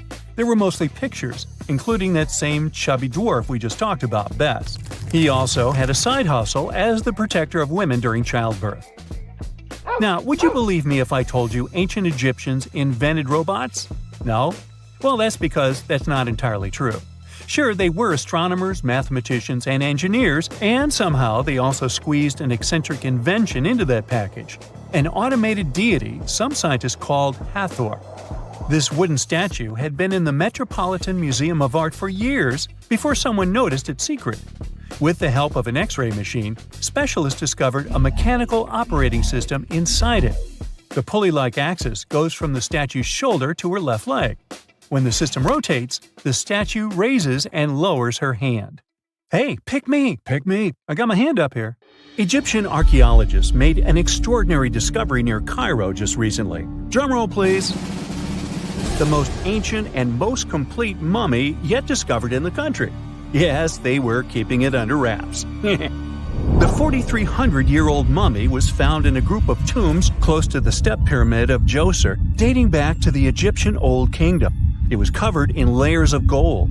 The team also found several other tombs, including one belonging to an ancient Egyptian official and another belonging to a secret keeper who had the power to perform special ceremonies. Another interesting tomb was that of a writer, which featured the largest statues ever found in the area. This vast burial site is also home to more than a dozen pyramids and resting grounds. Probably one of the most famous mummies in the world is that of Hatshepsut. She ruled Egypt like a boss for around 20 years, building all sorts of impressive buildings and creating new trade routes. But when archaeologist Howard Carter found her tomb in the Valley of the Kings, her sarcophagus was empty. However, Carter did find 2 coffins in another tomb, one of which belonged to Hatshepsut's wet nurse and the other to an unknown woman. In 2006, a team of specialists decided to investigate whether that mysterious lady was the queen herself. They found a molar tooth in a wooden box with Hatshepsut's name on it, and when they compared it to a gap in the mummy's mouth, it was a perfect match. Ramses II was a pretty impressive ruler, but it was his mummy that eventually made history. Now, we don't hear too much about his daddy. Okay, I'll stop. Ramses is considered to be the most powerful pharaoh in all of Egypt, as he reigned for a whopping 6 decades. He also lived to be over 90 years old. Now that's pretty amazing, considering the time he lived in. Ramses II supposedly had over 100 offspring too. Talk about a big family. When he passed away, his body was originally buried in the Valley of the Kings, but some sneaky guys tried to rob his tomb of all his treasures. Officials back in the day weren't having any of that though, so they moved his body to a secret location to keep it safe. Fast forward to the 1800s, and Ramses II's mummy was discovered along with a bunch of other rulers and important officials. But it wasn't in the best condition, so archaeologists flew it to Paris to get it, pampered. Problem was, he couldn't just be transported into another country. The only solution available was to give Ramses II his own passport. His occupation was listed as king, and the document even featured his photo. Most mummies aren't necessarily known for having the most hydrated skin. But that of an ancient woman, also known as Lady Di, proves otherwise. No, not that Lady Di. This wealthy lady from ancient times was discovered in an ornate tomb in 1971, and she looked fabulous, if we can say so about a mummy. Thanks to the special conditions in her tomb, like the moisture in the environment and the lack of oxygen, her body was almost perfectly preserved. Her skin was soft, her hair was on point, and she was still flexible.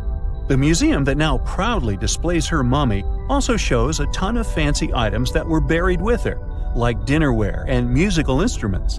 Archaeologists investigated the mummy further and discovered that she passed away from a heart attack at around 50 years old. Even though it hasn't been around for over 2,000 years, Lady Di is still making history. The mummy of Otzi the Iceman was discovered in the Alps in 1991. Austrian authorities initially thought he was a modern mountaineer because he was so well preserved. Turns out, he was actually from the Copper Age. He was found in a mountain pass over 10,000 feet above sea level. Through studying his mummy, we've learned so much about life in Copper Age Europe. For example, we know that he was a native of Central Europe and enjoyed eating meat. He also suffered from arthritis, narrowing arteries, and intestinal problems. But he likely used acupuncture and medicinal herbs to treat these conditions. And apparently, he was pretty handy with tools. He sharpened them just days before his untimely demise. Who knows if he was expecting trouble or just getting ready for some routine work. Now, King Tut and his story is most likely the one that made all mummies famous. This pharaoh passed away at the young age of 19, more than 3,000 years ago. But his mummy is still one of the most well-known in the world. When his tomb was opened in 1922, people went wild because it was still intact, unlike many other royal tombs. It had some seriously blinged-out coffins, including one made of solid gold. Not only did Tut's tomb give us a glimpse into ancient Egyptian history, but his mummy also taught us a lot about the time he lived in. DNA analysis helped identify his parents and revealed that the pharaoh had a rare bone disorder that might have made walking a bit tough. Now, Ginger is most likely one of the coolest mummies you'll ever hear about. He's like a time traveler from 5,000 years ago who's still looking fly with his golden hair and perfectly preserved nails. Ginger was discovered in Egypt and is believed to be the earliest known mummified body. Before people even knew about mummification, they used to place bodies in shallow graves in the hot, dry sand.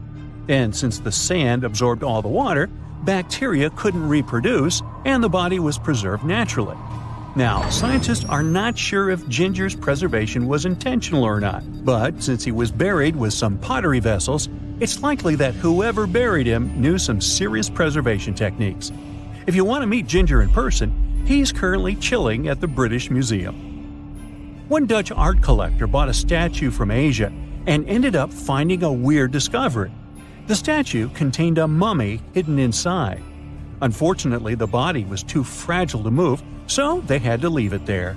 The coolest part is that this mummy is over 1,000 years old and was on display for 200 years before being encased in the statue.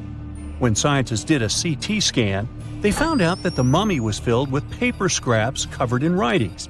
Experts think he might have done this thing called self-mummification, which is a pretty intense process involving a special diet and tea that makes your body less prone to bacteria.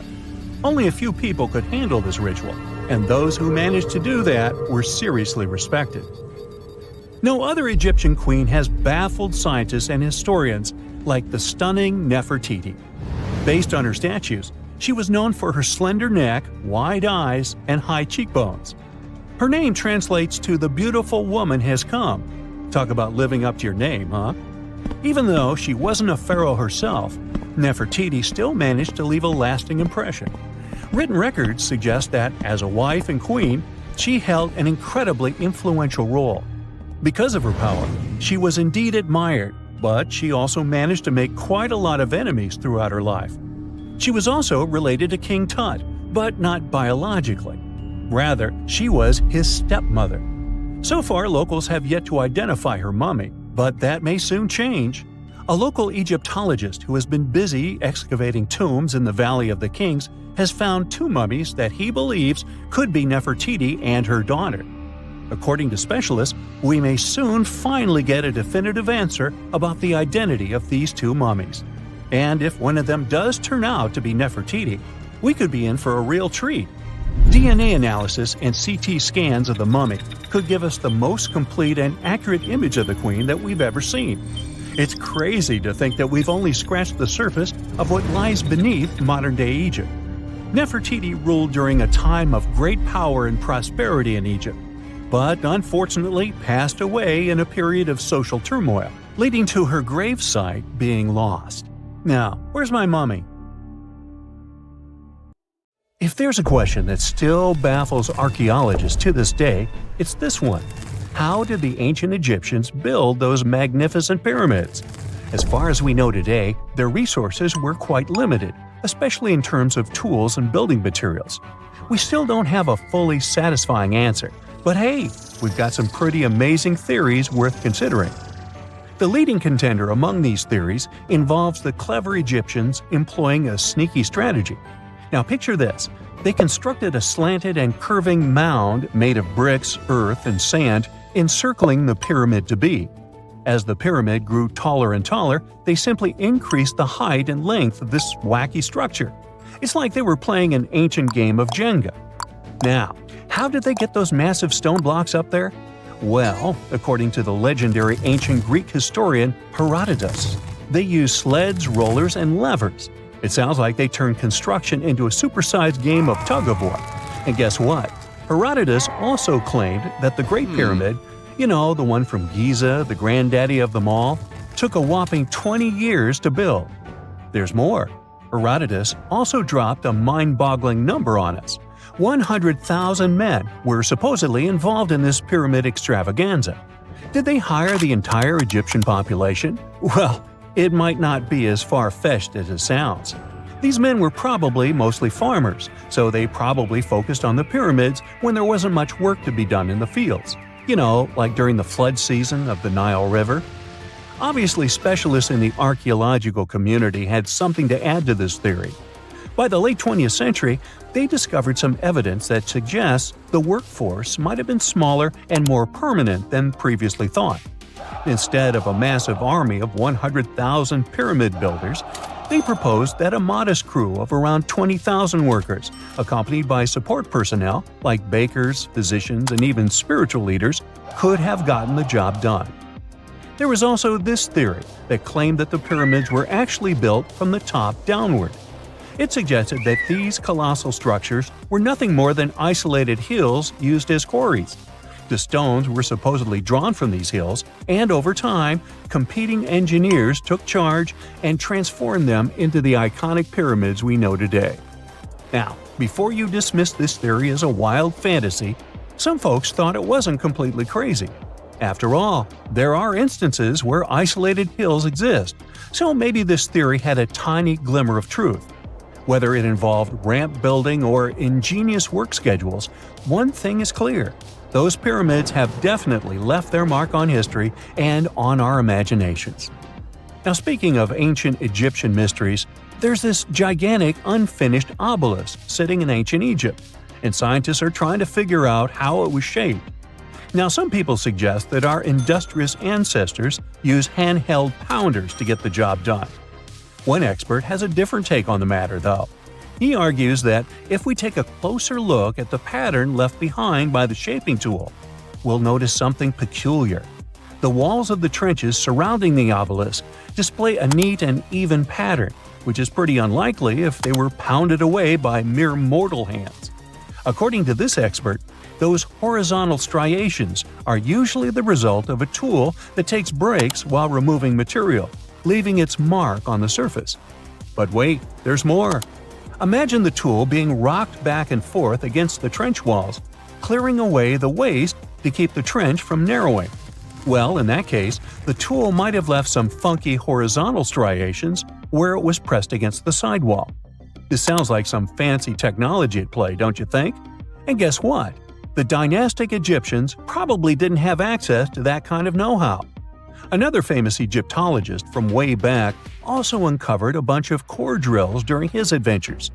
Although the actual drill bits are missing, his collection houses these particular core remnants made of limestone, alabaster, and even granite.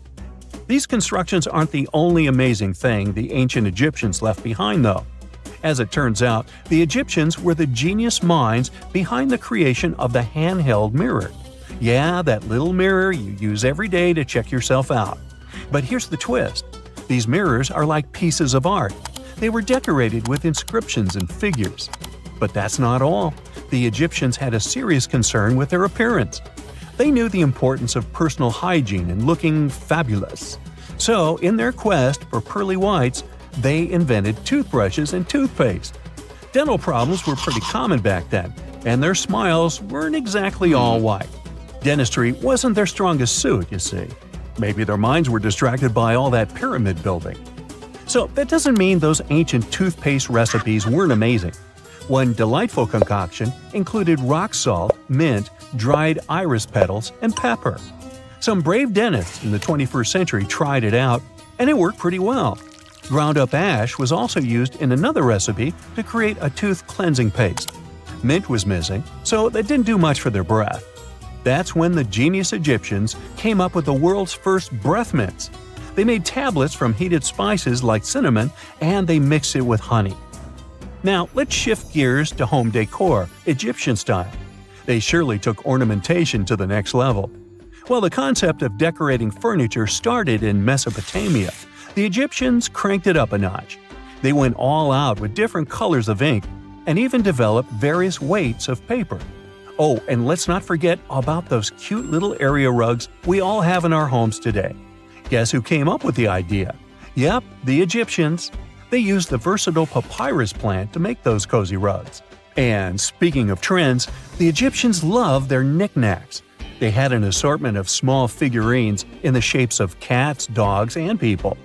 These statues were made from various materials, like simple sun-dried mud to the ultimate bling of gold. It all depended on how loaded you were. The Egyptians were also all about farming, and they knew that clean water was crucial for their crops and animals. That's why they came up with some nifty inventions and techniques to make sure their land was fertile and their plants were happy. First off, they had the genius idea of using ox-drawn plows. They had two types of plows, heavy and light. The heavy plow would strut its stuff, cutting deep furrows in the soil, while the lighter plow followed behind, fluffing up the earth. But they didn't stop there. After plowing, the Egyptians would break up clumps of soil and sow the rows with seeds. To give those seeds a good old squish into the furrows, they'd march their livestock across the field, effectively closing up the furrows. But hey, all that hard work would be pointless if their seeds were as dry as the Sahara. That's where irrigation comes into play. The Egyptians were so good at it that other cultures, like the Greeks and Romans, couldn't help but copy their techniques. Now let's switch gears and talk about the marvelous architecture of ancient Egypt. These folks weren't just skilled farmers, they were also architectural maestros. They built these fancy canals to carry water to farms and villages, and boy, did they know how to make those canals look pretty. Just imagine strolling along a canal lined with ornate structures. The pharaoh Ramesses the Great was quite the overachiever when it came to construction. One of his mind-blowing creations was the construction located at Abu Simbel. This building was designed so that twice a year, the sun would shine directly into it and illuminate the statues of Ramesses. And let's not forget about the corbelled arch. Without this architectural gem, we'd be missing out on some mind-boggling structures like the Great Pyramid. The Egyptians knew how to make things stand tall and proud, thanks to their engineering and construction wizardry. They built grand halls and inner sanctums that make your jaw drop, and some of these temples doubled as astronomical observatories. No man shall ever find my tomb. That's what, according to rumors, Cleopatra once said. Rumor has it really wasn't about the gender. She wanted no living soul to disturb her, and I think she meant that no human would ever discover the location of her grave. But, surprisingly, it was indeed a woman who was closer than anyone before to finally discovering the Queen's resting place. Meet Kathleen Martinez Berry, a criminal lawyer turned archaeologist. She got so intrigued with Cleopatra's story that she packed her bags and went to Egypt with no official support and even no permission from the authorities. All she had was pure determination to find the queen's tomb. Now, you could say Kathleen had always been ahead of the game. She skipped grades in school, mastered piano, chess, swimming, and martial arts, and grew up listening to top intellectuals debating in her home. And she even got her law degree at just 19, and archaeology was her side passion. She had never actually been to Egypt, never dug up a single artifact. But her fascination with Cleopatra went all the way back to an argument with her father in 1990. That day, she walked into his library looking for a copy of Antony and Cleopatra by Shakespeare. Her dad, Fausto Martinez, a professor and legal expert, casually called Cleopatra a seductress. Kathleen wasn't having it. She fired back, arguing that history had been totally unfair to Cleopatra. The Romans, she said, wanted to destroy her reputation, and for centuries, people had just believed their version of the story. The debate went on for hours, and in the end, her father admitted maybe he had judged Cleopatra too harshly. That conversation changed everything for Kathleen. From that day on, she read every ancient text she could find, especially Plutarch's account of Cleopatra and Mark Antony. The more she learned, the more convinced she became that Cleopatra wasn't just some queen who fell for the wrong guy. She was a genius, playing a dangerous political game to keep Egypt independent. And the more she read, the more she started thinking, what if everyone had been looking for Cleopatra's tomb in the wrong place? That thought stuck with her. When she was caring for her second child, she earned a master's in archaeology. Multitasking. That reignited an obsession that would take over her life, uncovering the truth about Cleopatra. Even though most experts believe that Cleopatra's tomb, along with the final resting place of 13 other Ptolemaic rulers, lies somewhere beneath modern-day Alexandria, Dr. Martinez has a different idea. She believes Cleopatra was buried at Taposiris Magna, an ancient temple dedicated to Osiris, the Egyptian deity of the afterlife. But she still needed an ancient foundation plate. These plates, about the size of a smartphone, were placed beneath important temple structures and often contained inscriptions explaining when and why the temple was built. If she could find a plate that confirmed the temple was dedicated to Isis, Cleopatra's patron deity, she'd have solid proof that this was the right place to look. Nothing could deter Martinez. She excavated the entire temple site, digging deeper than anyone before her. Her team found coins with Cleopatra's name and face stamped on them. It meant Cleopatra had a direct connection to this site. Then, they uncovered something even more interesting. A tunnel used to bring water to people, leading straight from the temple into the Mediterranean Sea. So, if parts of the temple had already sunken into the water, could Cleopatra's tomb be down there too? Martinez needed proof to convince Egyptian authorities to let her search underwater. And, against all odds, she found the missing foundation plate. On it, the pharaoh offered a large area of Nubia to deity Isis. That was it, the confirmation she needed. The temple was indeed dedicated to Isis, proving her theory wasn't just speculation. If one temple was on land, Martinez suspected the second temple, possibly Cleopatra's tomb, had collapsed into the sea. She needed help from experts in underwater archaeology, so she reached out to Robert Ballard, the guy who discovered the Titanic. With support from the Egyptian authorities, she and her team began exploring the waters off the coast of Alexandria. And what they found was mind-blowing. Underwater, they discovered massive stone structures, some standing 6 to 10 feet tall, right where the coastline would have been thousands of years ago. They also found basalt blocks, the same material used in the statues from the first temple. That meant one thing: those weren't just random rocks. They were the remains of a lost city, buried beneath the sea for centuries. Now, we can only wait and see whether Martinez and her team will be able to unravel one of the greatest mysteries of the past left by the outstanding woman that was Cleopatra. Here's some backstory. After her father, Ptolemy VII, passed away, Egypt's throne went to both Ptolemy VIII and Cleopatra, or so it seemed. Cleopatra, just 18 at the time, allegedly married her 10-year-old brother. Yeah, ancient royalty had some different customs, though there's no solid proof of that. But sibling love didn't last long. Young Ptolemy decided he wanted all the power for himself and tried to push Cleopatra out. Forced to flee the country, she didn't just sit around feeling sorry for herself. She raised an army, ready to march back and take what was hers. That's how, at 21, she was already in the Sinai Desert, leading an army and planning her return to the throne. Now, by that time, Cleopatra had already been locked in a powerful political, and not only political, alliance with Julius Caesar. In June 47 BC, she gave birth to a son, Ptolemy Caesar, better known as Caesarion, who, many believe, was Caesar's child.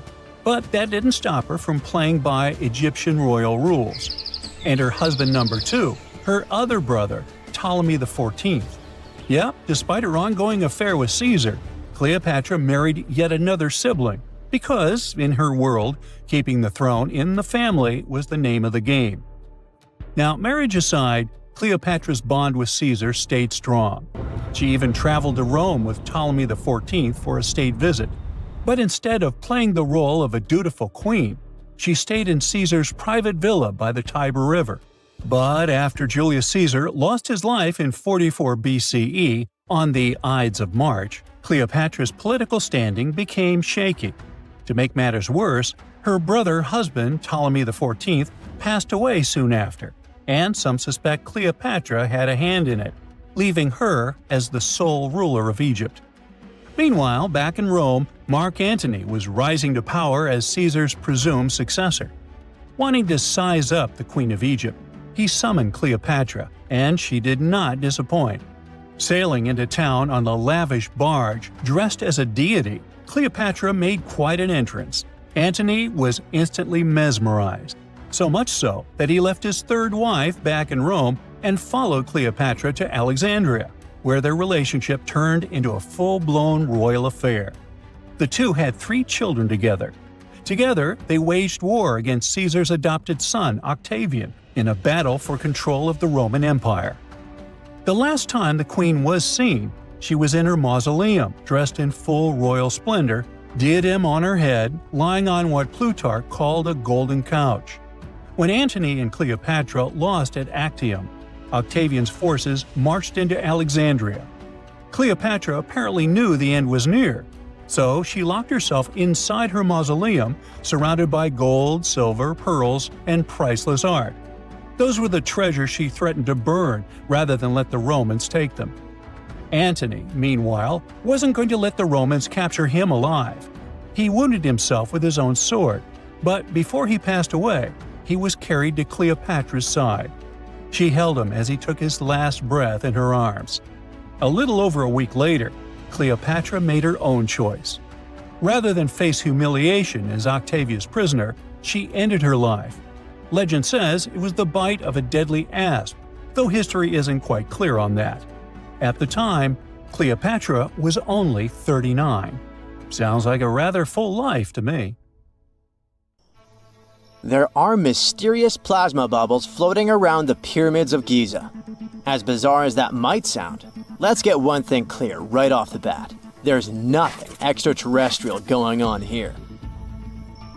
Plasma bubbles are those weather anomalies that form in a layer of Earth's atmosphere called the ionosphere. This is an invisible layer surrounding our planet that stretches roughly from 50 to 400 miles above Earth's surface, right at the edge of space. In this layer, the sun, being the giant hot power that it is, basically cooks gases, splitting them into electrically charged particles called plasma. Here's where it gets interesting. At night, especially near the equator, these charged particles get disturbed, and when a bunch of them suddenly vanish at the same time, it forms what we call a plasma bubble. Imagine it like a big empty pocket where the plasma is missing or its quantity is lowered. But it's only considered a plasma bubble if this phenomenon occurs on a large scale, typically around 62 miles in size. If you're already packing your suitcase for Egypt and have put binoculars to look at the tips of the pyramids, I'm sorry to say that we can't see these plasma bubbles with the unaided eye. It's all happening way above our heads, completely invisible to us. Scientists need to use special equipment, like the Latitude Long-Range Ionosphere Radar, or LARID, to detect these bubbles. This advanced technology helps researchers track and observe the movement and formation of plasma bubbles in real time. This formation, by the way, can be triggered by solar storms. That brings us to November 2023, when an impressive solar storm occurred. On a scale from 1 to 5, this one was classified as a G3, which is considered a strong event. Solar storms occur when sunspots are basically cooler, darker areas on the sun's surface, release bursts of energy into space. These flares triggered several geomagnetic storms on Earth. While this might sound like doomsday stuff, it didn't disrupt our daily lives too much.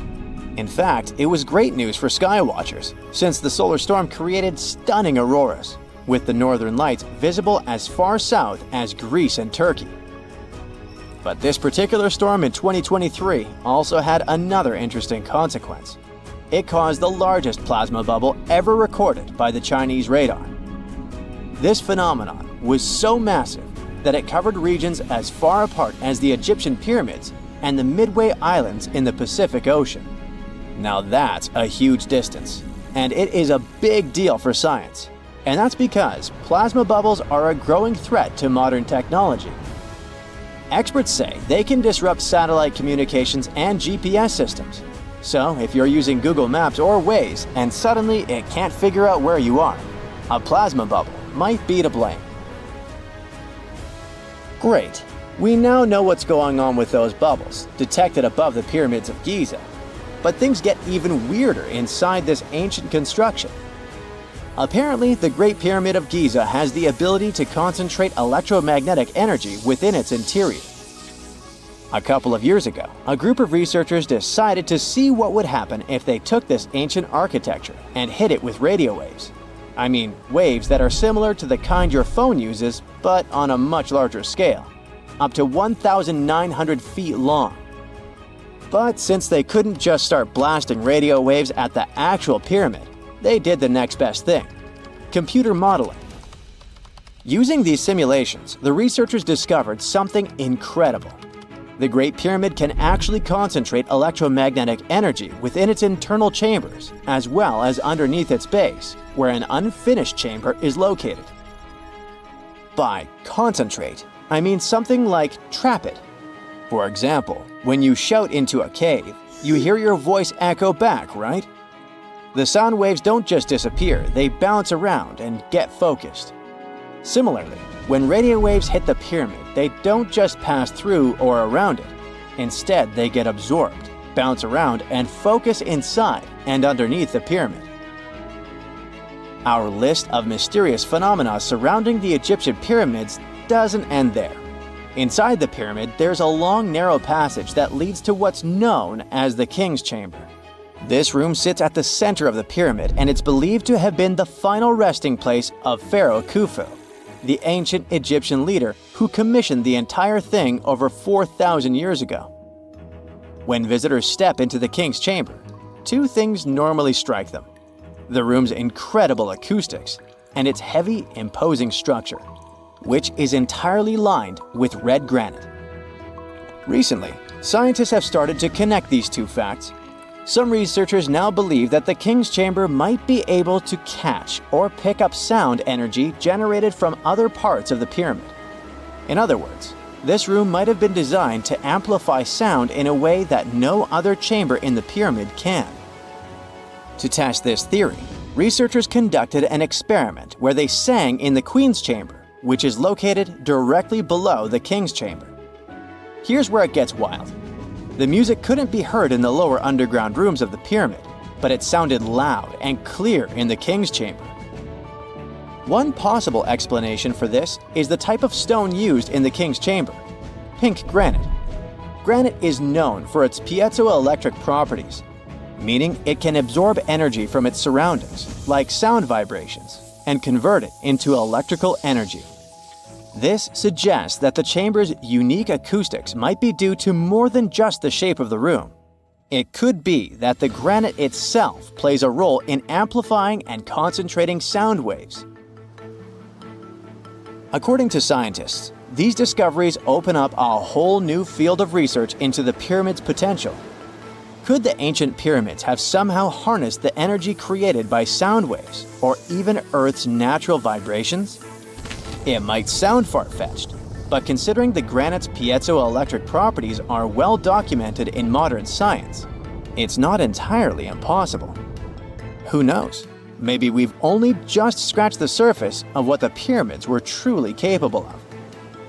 Speaking of just scratching the surface, there's even more to think about, like how the pyramids ended up in such a perfect location.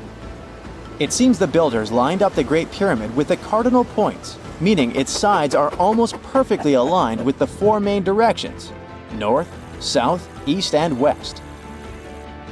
There are many theories about how they did it, but one study suggests that Egyptians might have used the fall equinox to achieve this perfect alignment.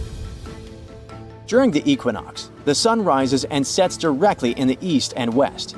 It probably made it easier for builders to use the sun's position as a guide.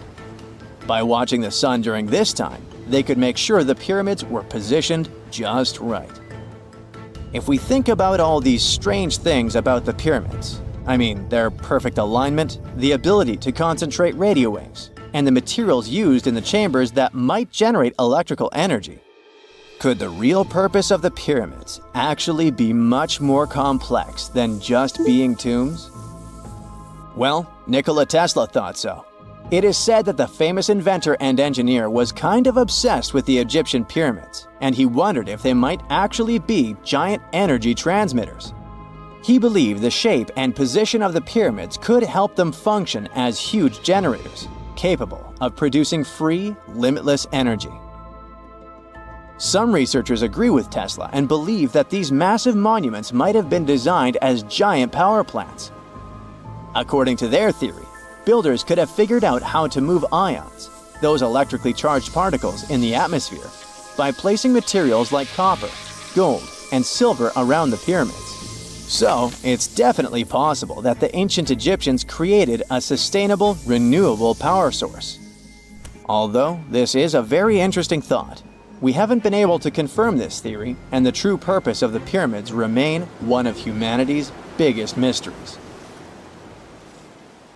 Secant, cosine, tangent, sine, 3.14159. Yeah, that was the cheer we heard coming from the trigonometry club back in the day. For the rest of us in math class, terms such as sine, tangent, and pi were just bewildering. Who invented these and why? Was their only purpose to make it harder for students? Well, not quite. Trigonometry was invented by the ancient Egyptians. They needed this knowledge to construct pyramids, and they did a pretty good job too. The Great Pyramid in Giza still stands today, some 4,500 years after it was built.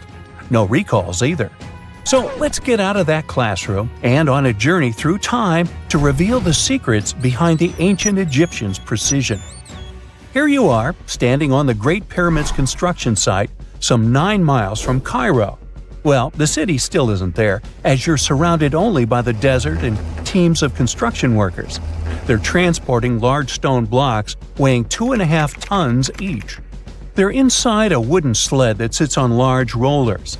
A crew of 8 men rolls these blocks along the ground. You immediately think of the rollers on a supermarket cash register. The principle is exactly the same, but the scale is greater, much greater. Scientists estimate that the Egyptians used 2.3 million such blocks in the Great Pyramid alone. And the block in front of you is one of the lighter ones. The heaviest of them weighed up to 15 tons. But where did all these blocks come from? Most of them originated from quarries around Giza. It's not that impressive, you think? But wait until you hear how ancient engineers transported the granite used in construction over 500 miles to the pyramid. There were no railways or highways back then, but the mighty Nile was always there. Researchers even believe that the Egyptians dug a canal to connect the Nile directly to the pyramid's construction site. All they had to do then was to wait for the flood season to begin, and voila! The rising water levels floated the heavy stone blocks for them. But how did they lift the enormous stones on dry land to stack them up to the top? Did they use oversized cranes? Well, ancient Egyptians worked around this problem, literally speaking. One of the workers is now pointing to the giant ramp going around the pyramid they're building. This is how a mountain road zigzags its way to the top. If the ramp went directly to the top of the pyramid, then workers couldn't pull the stone blocks along it. It would be too steep. Scientists have calculated that 8% could be the maximum incline. So ancient Egyptians just extended the ramp around the pyramid. Again, these are all theories, as the ramp could have been inside the pyramid, as some researchers suggest. The exact building method is still a mystery, guarded by the Sphinx. That's its real name, right? Wrong. As the Great Sphinx is just the statue's alias. You know, the name writers take when they want to hide their true identity, or a singer's stage name. The Sphinx's real name, translated from Egyptian, means Horus in the horizon. That was the name for the Egyptian deity of the sky. The trail of mystery doesn't end there. As a man walks past you with a bucket of paint, he's going to add a touch of color to the Great Sphinx. Researchers found specks of this red color next to its ear. That was some strong paint, as it survived for thousands of years. You are now standing straight in front of the Sphinx. You look up. It's very tall, right? 66 feet to be precise. Now resist the urge to take a selfie. You can do it. Now you notice something else. It looks like the Sphinx is in the center of a giant triangle in the back. That's one side of the Great Pyramid. And no, your eyes are not playing tricks on you. The Sphinx really does sit in the center of the pyramid's lateral face. Here's where math comes in handy. A pyramid has 4 sides, called lateral faces. There's also a 5th face, the base, but that's not visible. It's, wait for it, face down. The Sphinx has one last mystery to reveal: its age. Scientists agree that Pharaoh Khafre built the Sphinx. He ruled after his father, who had built a great pyramid nearby. So both structures were finished around the same time. Let's talk about numbers again. You've heard of Cleopatra, the Egyptian princess described as a woman of great beauty. Hello? She saw the pyramids, but she lived closer to the time of the first iPhone than the time of the people who built the pyramids. Fascinating, right? You can see thousands of people around you. They're working hard to build the pharaoh's tomb. But how many of them are there exactly? One Greek philosopher estimated there were as many as 100,000 workers. Seems like an okay number for such an enormous structure, but it can't be true. Science simply can't back up this number. Egyptologists put the total number of workers at 30,000. And yes, Indiana Jones was one of them, at least on the big screen, but he showed up late. Egyptologists know a lot about the pyramids, but not everything. Not because they don't want to, but because they haven't yet dug up enough evidence. They can only guess how the building process went. First, engineers would arrive to choose the right spot and do the necessary measurements. That's why they needed all that complicated math. Then, it's time for sourcing the material, the large stone blocks I mentioned earlier. When boats deliver them to the site of the future pyramid, workers can finally do their thing. They operated in smaller groups, but there were at least 2,000 of them chiseling and carving away at any given time. Sounds like a typical construction site today? Well, that's because it is, just thousands of years ago. It's amazing what ancient Egyptians were able to achieve with just copper and stone tools. The pyramid is now complete in front of you. But is it the same pyramid we see today? Why is this structure shining bright in the desert sun? Isn't it supposed to be a dusty yellow color? Well, no. Human activity and the elements have completely stripped the outer layer of stones over time. Expert craftspeople polished these blocks using nothing but stone and sand. The end result was a smooth and shiny rock. On the day it was completed, the Great Pyramid of Giza was a perfect triangle of light. Its polished sides acted like giant mirrors, reflecting the powerful Egyptian sun. This is the point where you should put your glasses on, and that shiny thing you see at the pyramid's very top is actually gold. The capstone at the top of the pyramid is called a pyramidion. It was covered in sheets of gold. As you can guess, these were the first stones to disappear. Let's make another stop before we get you back to your classroom. We travel to the British Isles, and no, Stonehenge isn't our destination. It is Newgrange in County Meath. Scientists estimate that the ancient peoples of Ireland built this stone monument around the year 3200 BCE. This makes it older than both Stonehenge and the Great Pyramid in Giza. The function of the circular mound in Newgrange is the same as the one of the Great Pyramid and equally mysterious. The estimated amount of loose stone present in the valley is over 220,000 tons. And it's not just randomly thrown on a pile.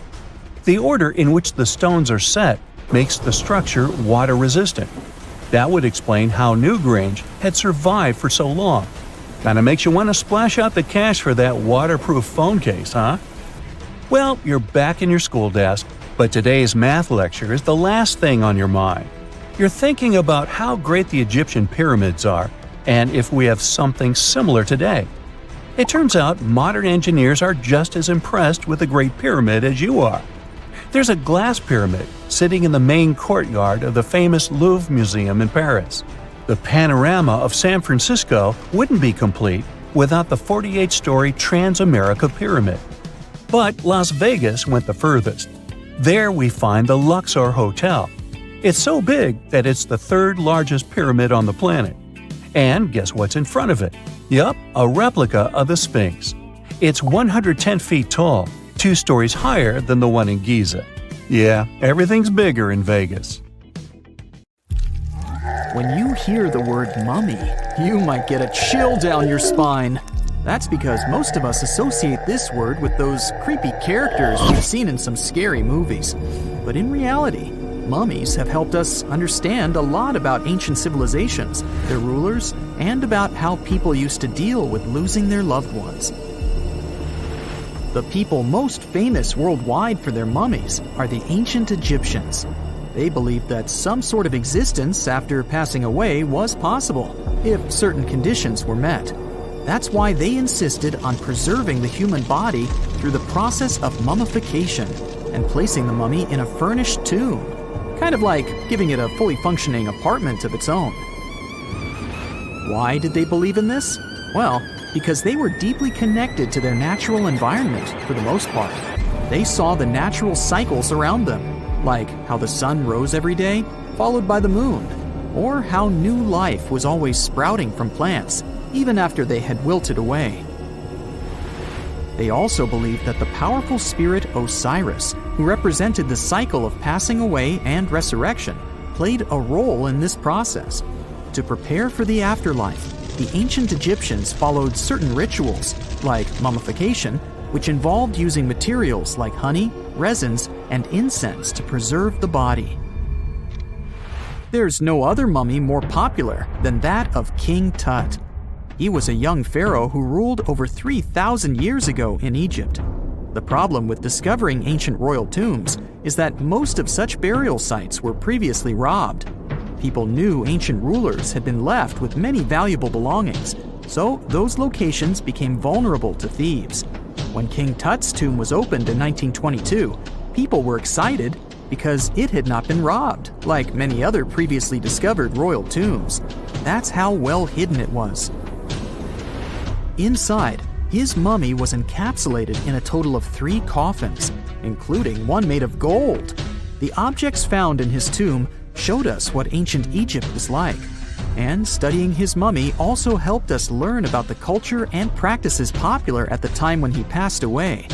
We also learned about his family by looking at his DNA. Scientists were able to discover that he had had a disease called malaria and a problem with his foot that might have made it hard for him to walk. Ramses II was another pharaoh in Egypt who ruled for 68 years, which was quite a lot back in the day. He was known for his expansion campaigns and building projects. Many objects from his time as a ruler still exist today, including a large statue of him. Ramses II was about 6 feet tall and lived to be about 90 years old. After looking at his mummy, scientists concluded that he may have had a medical condition that affected his spine. Now, remember those thieves I mentioned before? They are probably the reason why Ramses II ended up in a plain coffin in a secret collection of royal mummies at Deir al-Bahari, which was rediscovered in 1881. Thankfully, archaeologists were able to identify him because his journeys had been recorded on his wrappings. The process was really tedious too. In fact, in ancient Egypt, the mummification process could take a staggering 70 days to complete. A special person would say a very specific speech while delicately handling the body and drying it out using a type of salt called natron. They also used linen and resin to make the body look more lifelike and to wrap it in cloth. The tomb was equally as important for ancient Egyptians. The walls of King Tut's tomb, for example, were adorned with intricate artwork that depicted his journey to the afterlife, from his burial procession to his passage through the underworld. The ancient Egyptians believed that everyone made this journey after passing away, and they filled their tombs with items and paintings to help the person in their spiritual travels. Additionally, the walls of the tomb were decorated with spells from a special book, which contained a collection of poems that the Egyptians believed would help people reach the afterlife. And speaking of how important this journey was, people also placed food in these ancient tombs. In King Tut's tomb, archaeologists discovered 36 jars of vintage beverages and 8 baskets of fruit, which were believed to be left there to help him in his journey to the afterlife. The Egyptians believed that traveling to the afterlife took a really long time, so they left a lot of supplies, such as food and water, to sustain their loved ones. Pharaohs also generally had numerous luxurious garments and beautiful jewelry in their tombs to ensure that they would have a fashionable journey. These items included various types of linen clothing, such as tunics, scarves, gloves, and headdresses, as well as a lot of gold jewelry with precious stones, like bracelets, buckles, pendants, necklaces, rings, and even precious depictions of insects for protection.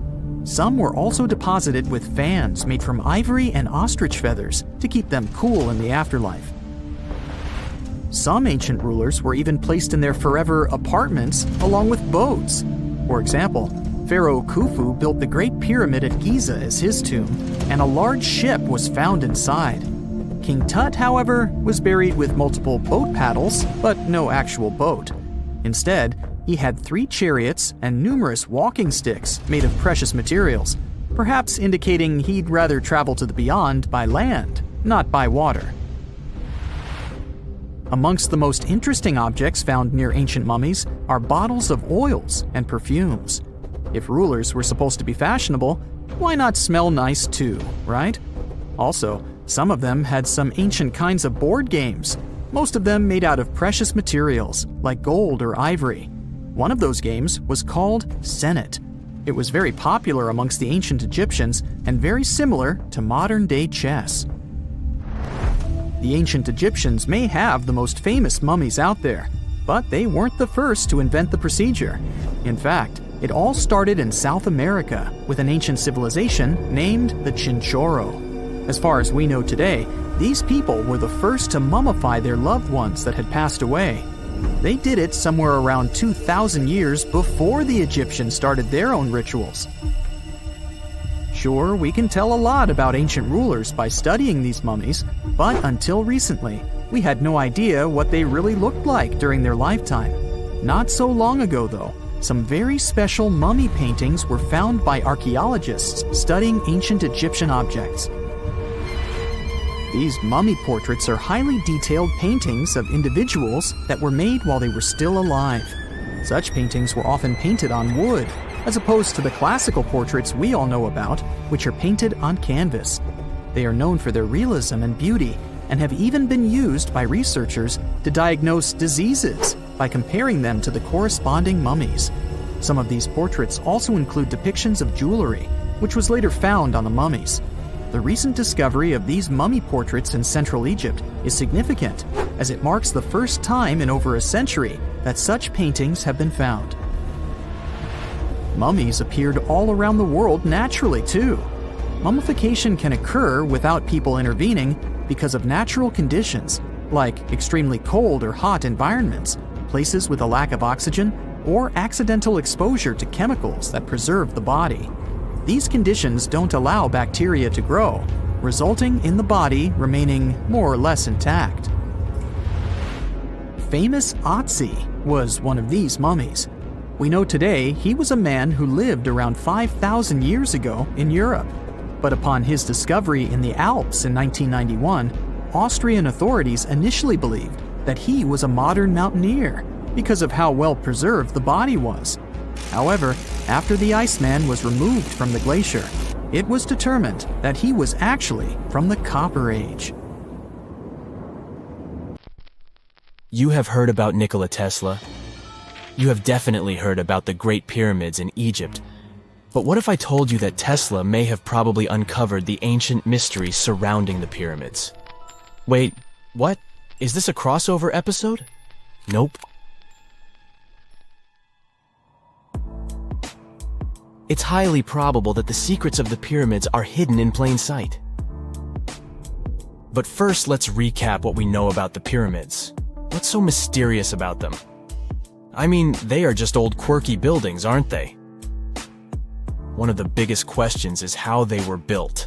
Some people think that the pyramids were created by people using only their hands and muscles.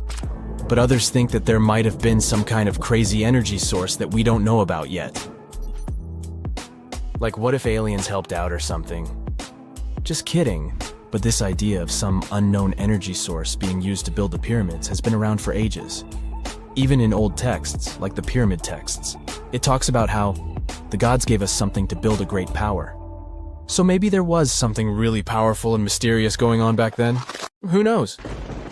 Back in the early 1900s, he got obsessed with the Great Pyramids of Egypt.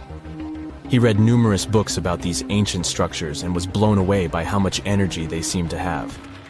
At that time, not many people knew much about electricity, and Tesla started to wonder if there was some kind of advanced tech hidden in the pyramids. He had an idea that the power of the pyramids had to do with electromagnetism, and he put a lot of time and effort into trying to figure out the mystery. Tesla had some pretty unusual theories about the Great Pyramids.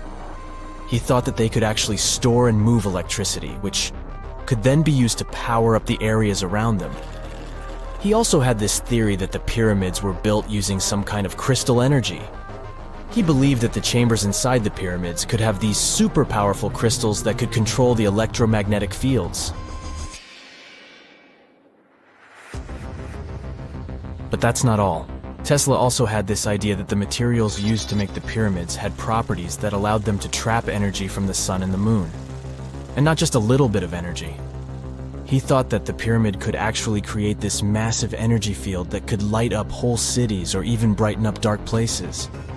He thought that the pyramids could be used as giant power plants to generate electricity and run machines. Tesla even believed that the pyramids were somehow linked to cosmic energy, which could be used for spiritual enlightenment and healing. How very new age of him. Anyway, Tesla wasn't just pulling these ideas out of thin air. He was seriously into studying everything he could about the pyramids, from ancient artifacts and texts to hieroglyphs and drawings. And he came up with this idea that the pyramids were designed to be energy amplifiers, and some kind of unknown energy source was used during their construction. Some people thought Tesla was eccentric for coming up with these theories, but his ideas have actually had a huge impact on the way we think about the pyramids today.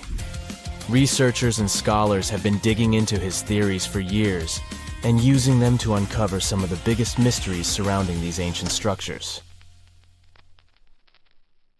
For example, recently scientists have used theoretical physics to investigate how the Great Pyramid of Egypt would react to certain radio waves. They found out that if the radio waves were a certain length, the pyramid could concentrate the energy inside its rooms and focus it under its base. The scientists did lots of calculations to figure this out. They first thought about what radio wavelengths would work best. Then they made a model of how the pyramid would react to the waves. They figured out how much of the energy from the waves would get absorbed or spread out. Lastly, they checked how the energy would move around inside the pyramid when the waves hit it. To help explain all of this, the scientists used something called multipole analysis. This is when you take a complicated object and break it down into simpler parts. Then you can see how each part interacts with the energy that's coming in. It's like taking apart a puzzle to see how each piece fits together. The researchers are interested in how all of this can be used in the future. They want to make really tiny particles that can do the same thing as the pyramid, but with light. By changing the size, shape, and the material of these particles, they can control how the light moves around them. This can be really useful for things like making tiny sensors or super efficient solar cells. The scientists had to make some guesses when they were doing their research. They assumed that there weren't any hidden spaces inside the pyramid, and that the material used to build it was all the same. But even with these guesses, they still made some pretty impressive discoveries. But the pyramid study is not the only proof that Tesla was ahead of his time. There are more Tesla's projects that seemed unrealistic at the time, but that scientists and enthusiasts reevaluate and try to implement today. Let's talk about Tesla's most ambitious project, the Wardenclyffe Transmission Tower. Back in 1900, Tesla was already a big shot when it came to electrical engineering in America. People were blown away by his amazing inventions and the fact that he managed to outdo Thomas Edison in the battle of currents. However, Tesla wasn't content to rest on his laurels. He decided to embark on his most ambitious project yet, the transmission tower at Wardenclyffe. It was built between 1901 and 1905, and it was based on one of Tesla's breakthrough ideas. He had a vision to make the impossible possible by creating a global wireless communication system. It would use Earth itself as a conductor, transmitting music, news, stock market reports, secured military communications, and even facsimile images. Does it sound familiar? Right, it sounds just like the internet that we use today, only without the use of any wires. But Tesla had a much bigger dream in mind, to transmit power wirelessly. He already proved that high-frequency signals could be sent without any wires using his Tesla coil transformers, and this sparked his obsession with wireless energy transmission.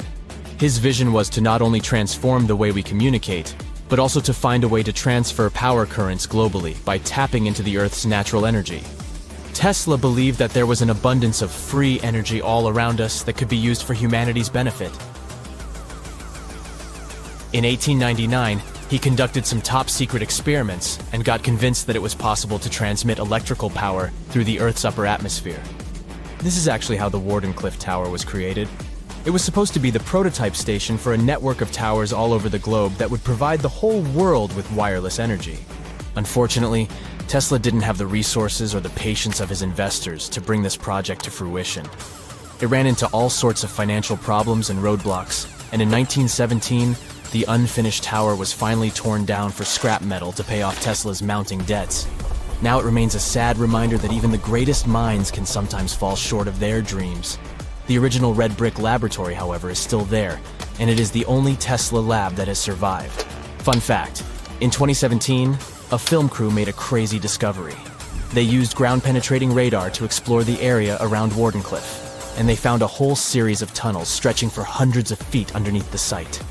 Nobody knows exactly what these tunnels were used for, but people have been speculating for years that they were part of Tesla's grand plan. Wardenclyffe, of course, is a major landmark for Tesla enthusiasts from all over the world. Who knows? Maybe someone will finally crack the mystery of the tunnels one day. But even if they don't, the legacy of Tesla and his amazing ideas lives on.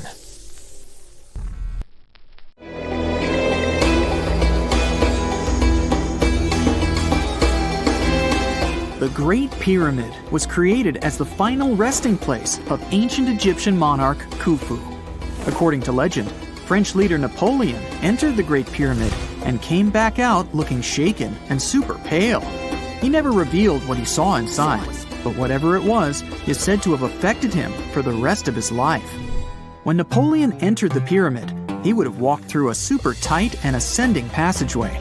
He'd then go through another passageway, known as the Great Chamber.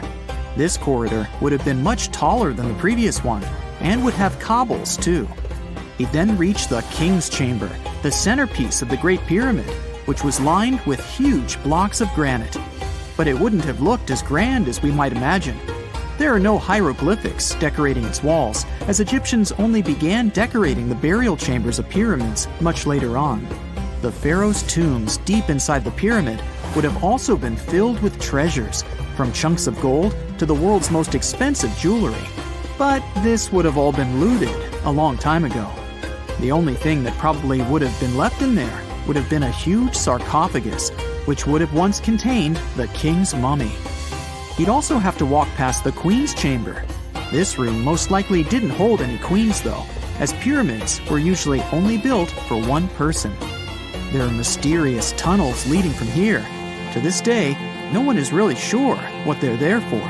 And that's not the only mysterious and creepy thing Napoleon may have encountered, as stories of pharaohs leaving ancient curses on pyramids go way back. Many pyramids had warnings written on the outside, telling of horrifying things that would happen to those who entered and disturbed the peace. We might not know what exactly Napoleon found in the Great Pyramid that scared him so much, but we know for sure what was found in Tutankhamun's tomb. Tutankhamun was an ancient Egyptian pharaoh who was only 8 or 9 years old when he took to the throne. He became a cultural phenomenon when his tomb was discovered almost completely intact in 1922. His pyramid sits in the Valley of Kings in Thebes, modern Luxor, which is in Egypt. Unlike the Great Pyramid, Tutankhamun's tomb was covered in beautiful wall decorations.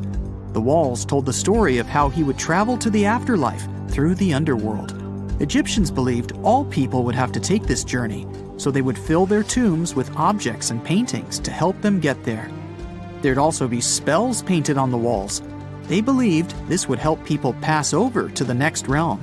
The journey would be pretty long, and for that reason, the ancient Egyptians would also fill the pyramids with food.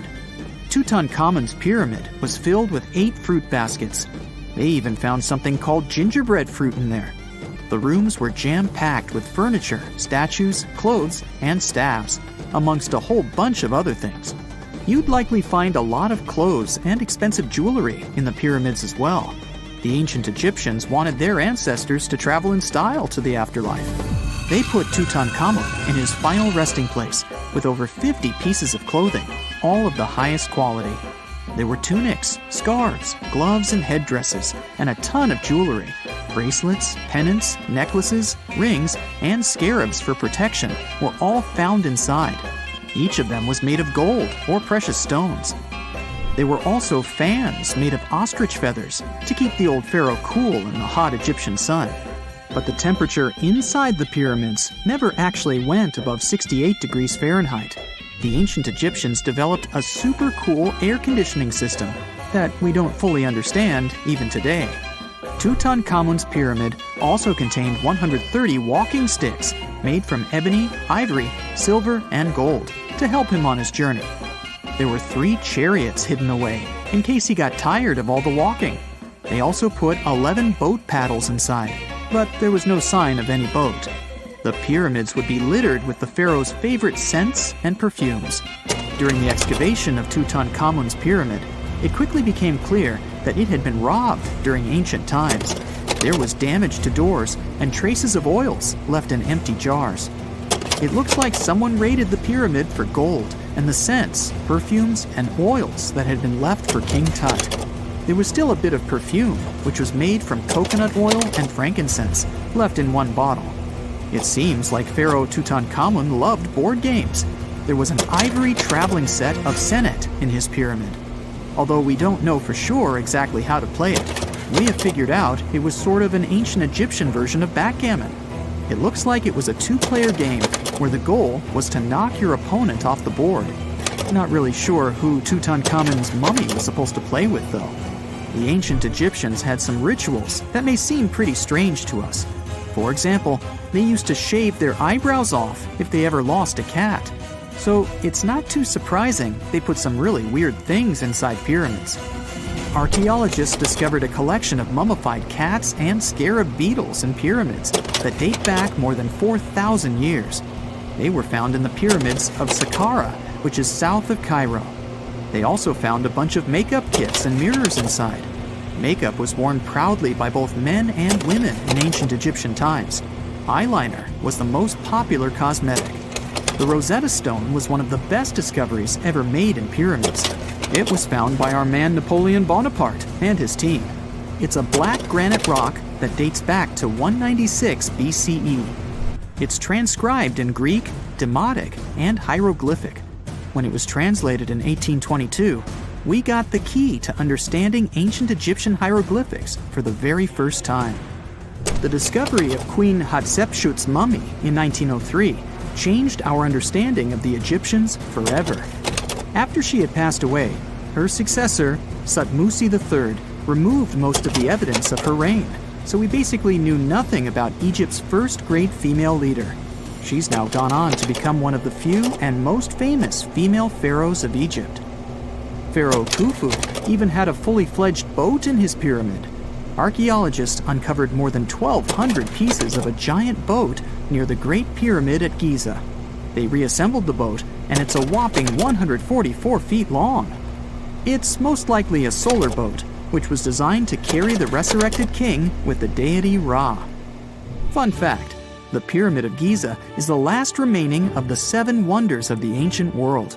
The other 6 are the Hanging Gardens, the Colossus, the Temple of Artemis, the Mausoleum, the Lighthouse, and the Statue of Zeus.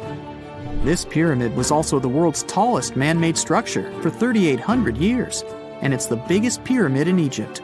It took a staggering 2.3 million blocks of limestone, and some weighed as much as 80 tons. It took an incredible 100,000 laborers and a whopping 23 years to build. Its original height was a mega 480 feet. In 2017, archaeologists discovered something weird about Egypt's Great Pyramid. There's a hidden void that's at least 100 feet long, and no one really knows why it's there or what's actually inside it. The weird void is the first inner structure discovered within the 4,500-year-old pyramid since the 1800s. Scientists used cosmic rays to detect the massive hole, but are still no closer today to finding out what's inside. The ancient Egyptians took a lot of care building the pyramids, and everything was strategically placed and structurally sound, so it's super unlikely that this hole is due to blocks falling over time. Loads of pyramids also contain small model figurines called ushabti. These represented attendants. They believed they would come to life to serve the pharaohs in the afterlife. But it's amazing that all this stuff actually fit inside. There isn't actually a huge amount of space inside the structures. It's mostly just rock. The year is 1923. 2 teenagers sneak out of their homes in the middle of the night in Florida City. Rumor had it that an old man was building a rock castle by himself. But every time someone tried to see what the old man was doing, he would stop working. The curious teens managed to sneak into Ed's backyard and saw something they could later describe as magic.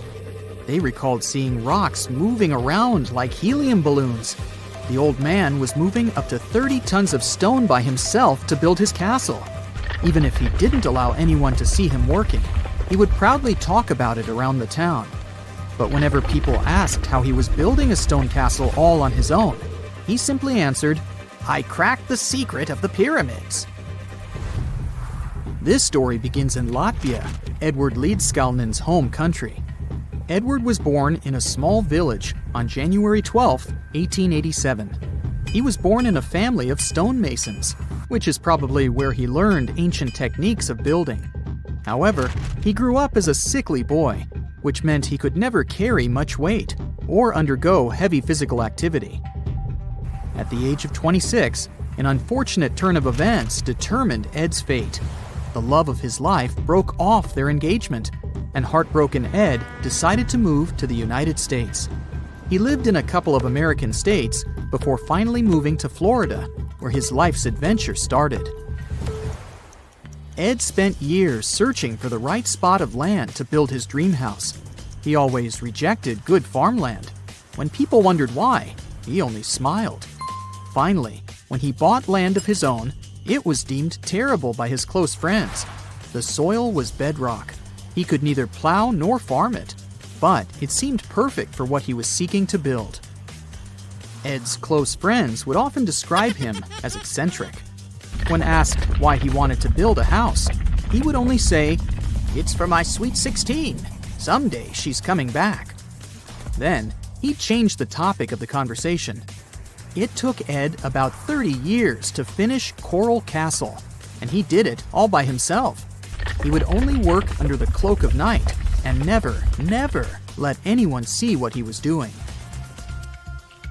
The completed Coral Castle embodies a number of unsolved mysteries. If you were to visit the site back then, you'd have to go through a 9-ton, 8-foot-tall revolving gate door that even a kid could push with just one finger. Ed was so proud of this door that he originally named the site Rock Gate Park. It was renamed Coral Castle only much later, after Ed's passing.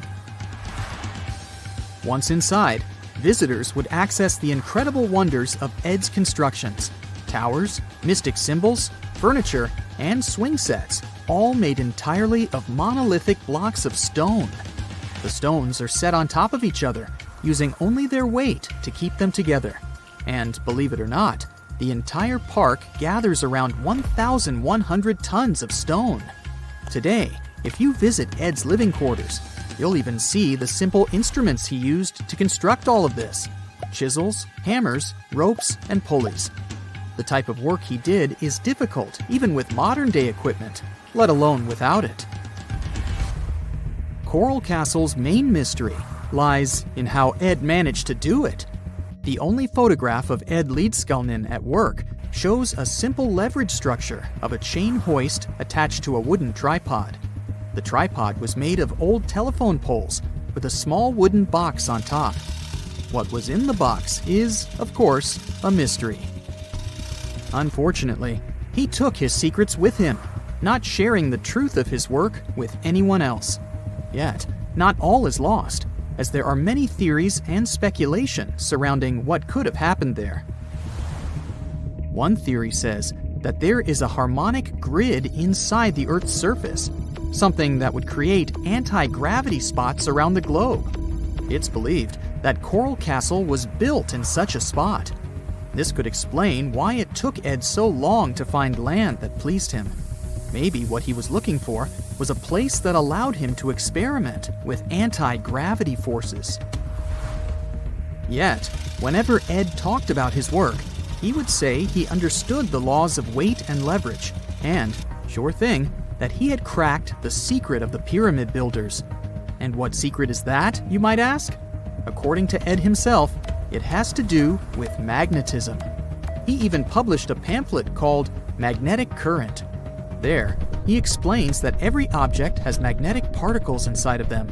A person just needs to understand where they are located inside such objects. This way, objects can be lifted and moved around without much effort, just like moving something heavy underwater. Researchers say that if we assume Ed Leedskalnin and the pyramid builders used the same technique, then it would only have taken 4,700 workers to build the Great Pyramid of Giza, instead of the 20,000 to 100,000 that is currently estimated. But this story just keeps on getting more and more mysterious. In the late 1920s, Ed was finishing the construction of Coral Castle in Florida City. Rumors about his work had spread around town.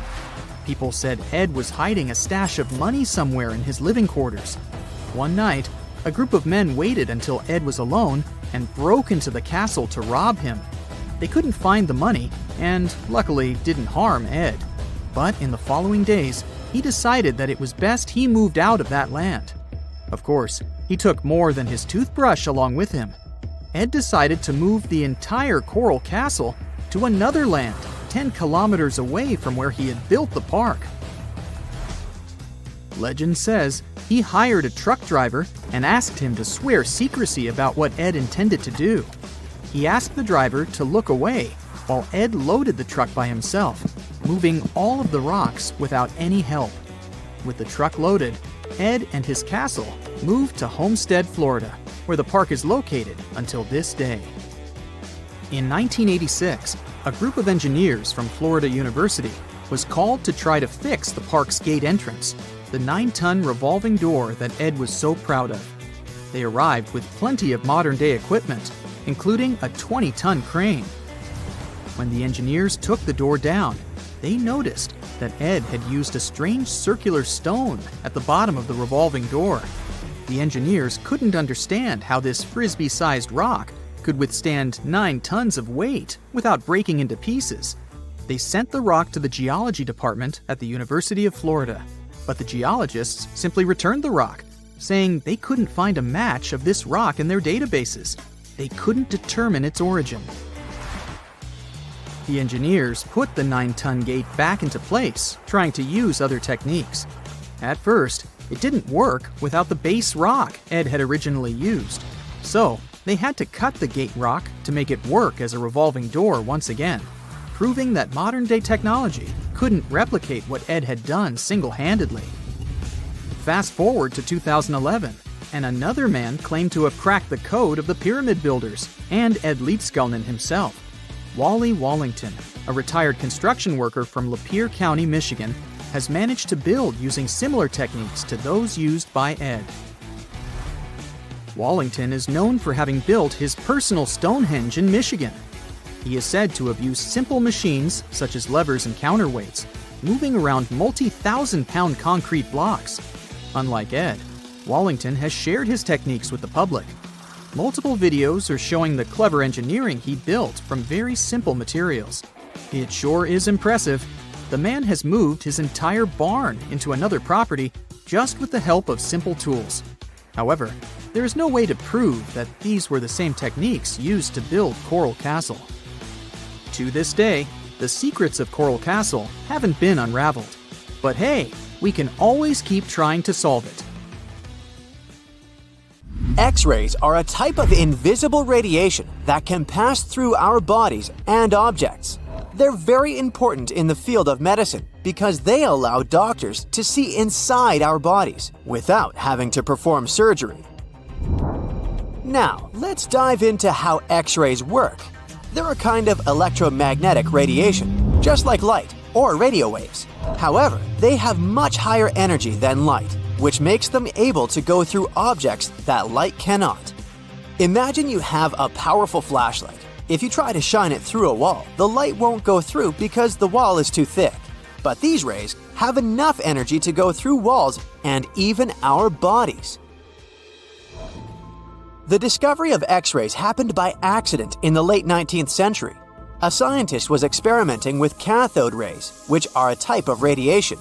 He was working in his lab and noticed that a nearby fluorescent screen started to glow, even though it was not directly exposed to the cathode rays. He realized that something invisible was causing the fluorescence, and he named it X-ray, because X is the mathematical symbol for something unknown. He continued experimenting with such rays and discovered that they could pass through many objects, like flesh and bones, but not through denser materials like metal. He also found that X-rays could create images on photographic plates, just like a camera takes pictures. The way this works is quite fascinating. Imagine you're standing in front of a bright light and you hold your hand in front of your face. Your hand blocks the light and you can't see through it. But if you place a sheet of tissue paper in front of your hand, some light will pass through, and you'll be able to see the outline of your hand. X-rays work in a similar way. When a doctor wants to take an X-ray of a part of your body, they will ask you to stand or lie down next to a machine. This device has a special plate that can capture the image. Let's say the doctor wants to further examine your arm. They will place the X-ray plate on one side of your arm and the machine on the other side. Then, the machine will produce a controlled burst of X-rays that pass through your arm. Remember how we talked about the tissue paper allowing some light to pass through? Well, in this case, some of those X-rays will go through your arm, while others will be absorbed or blocked by the denser parts of your body, like bones. The plate captures the X-rays that pass through your arm, and it creates an image. This image shows the bones and other structures inside your body, allowing the doctor to see if there are any problems or injuries. Now, you might be wondering why X-rays can pass through some things but not others. It has to do with the density and composition of the objects. Denser materials like bones absorb more X-rays, so they appear white in the image. So when you look at the result, you'll see your bones as white shapes. Other tissues like muscles and organs are less dense and allow some of those rays to pass through. so they appear as gray shadows. What if I told you there's a whole new way you can peek inside objects, but without using X-rays? I'm not talking about magic powers. Take a comfortable seat while I explain what muography is. This fascinating scientific technique allows us to see inside objects and even beneath the Earth's surface using a special type of particle called a muon. These elementary particles are very similar to electrons, but they're much heavier. They are created high up in the Earth's atmosphere when cosmic rays, which are particles coming from space, collide with the air molecules. Now, muons are special because they can pierce through different materials. They can pass through rock, soil, and even buildings. Scientists realized this potential back in the 1950s when they were studying cosmic rays and noticed that some of the particles could pass through thick materials. The first muography experiments took place in the 60s. Specialists discovered that muons can be detected using special devices called muon detectors. These detectors are usually placed underground or in specially designed laboratories to shield them from other particles and background radiation. Now let's dive into how muography actually works. Imagine you have a large object, like a pyramid, a mountain, or even an ancient statue, and you want to see what's inside without damaging it. First, detectors are positioned around the object or in the area you want to examine. These detectors are sensitive to muons and can track their paths. When such a particle passes through a detector, it leaves a trace, like footprints in the sand. By collecting data from multiple detectors, scientists can reconstruct the paths. Here's where things get really cool. The Earth's atmosphere acts like a natural filter for muons. It turns out that the more massive an object is, the more particles it will block. So, if you have a large, dense object like a mountain, fewer muons will pass through it compared to a smaller, less dense object, like an empty box. This difference in the number of particles that reach the detectors can give us clues about what's inside the objects.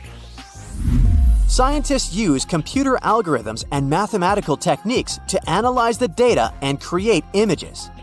These images represent the density distribution of the object being studied. It's like creating a map that shows where the densest areas are and where there's gaps inside the object. The concept of muography is similar to using shadows to understand the shape and size of an object.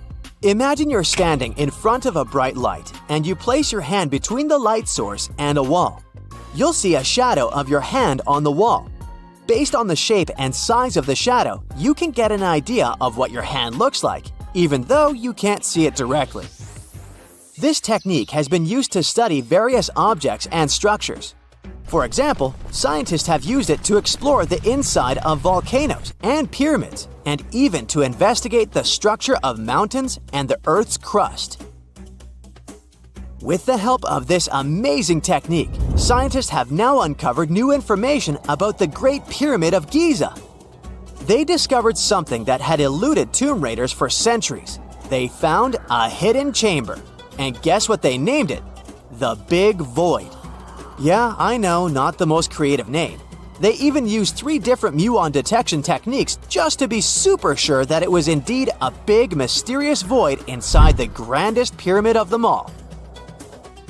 Once news got out about this mind-boggling discovery, Egyptian authorities couldn't resist the temptation to explore further. So, they brought in an endoscope camera to confirm the existence of this epic void. So, they inserted a camera through one of the openings underneath the entrance, and voila! It revealed a corridor. More so, the corridor had a chevron ceiling. I can't help but imagine the ancient Egyptians using it as a cool dance floor. Another team of scientists decided to take another shot at scanning this newfound void. According to them, the Great Pyramid of Giza is a pioneer in the pyramid game. It used a technique called chevron to cover internal structures and keep them from collapsing. Now, why did the ancient Egyptians build this corridor and the grand void it leads to? One theory suggests that the corridor was built to relieve pressure inside the pyramid. Another theory says that the void could be a result of the pyramid's construction process. It could have been an internal ramp used to move roof blocks into position, and then it was left there or filled loosely with rubble. According to other enthusiastic explorers, there might be another burial chamber waiting to be discovered. They believe that the pyramids were built with a dash of randomness in the construction process. As the builders worked their magic, they realized that some chambers wouldn't be able to handle the weight of a majestic sarcophagus. So they made adjustments on the fly, creating new plans as they went along. For more than 3,000 years, the gold mask of Pharaoh Tutankhamun stayed hidden in the Valley of the Kings. This artifact, which stands about 21 inches tall, shows how skilled and artistic the ancient Egyptians were. But nobody expected that X-rays would reveal its biggest secret. King Tut was the last ruler of his family during the 18th dynasty. He took the throne at just 9 years old, but ruled for only 10 years before he passed away unexpectedly. If we're being honest, back in ancient Egypt, he was mostly forgotten by the rulers who came after him. His tomb wasn't a big deal for them, so much so that even the grave robbers forgot about him. It might sound a bit sad, but the truth is that it was actually great news for us. Since his tomb was practically forgotten, it ended up being perfectly preserved. While the other tombs in the Valley of the Kings were looted, his remained sealed and untouched. So when it was discovered back in 1922, it had over 5,000 precious objects inside. That made Tutankhamun basically an instant celebrity and one of the best-known pharaohs nowadays.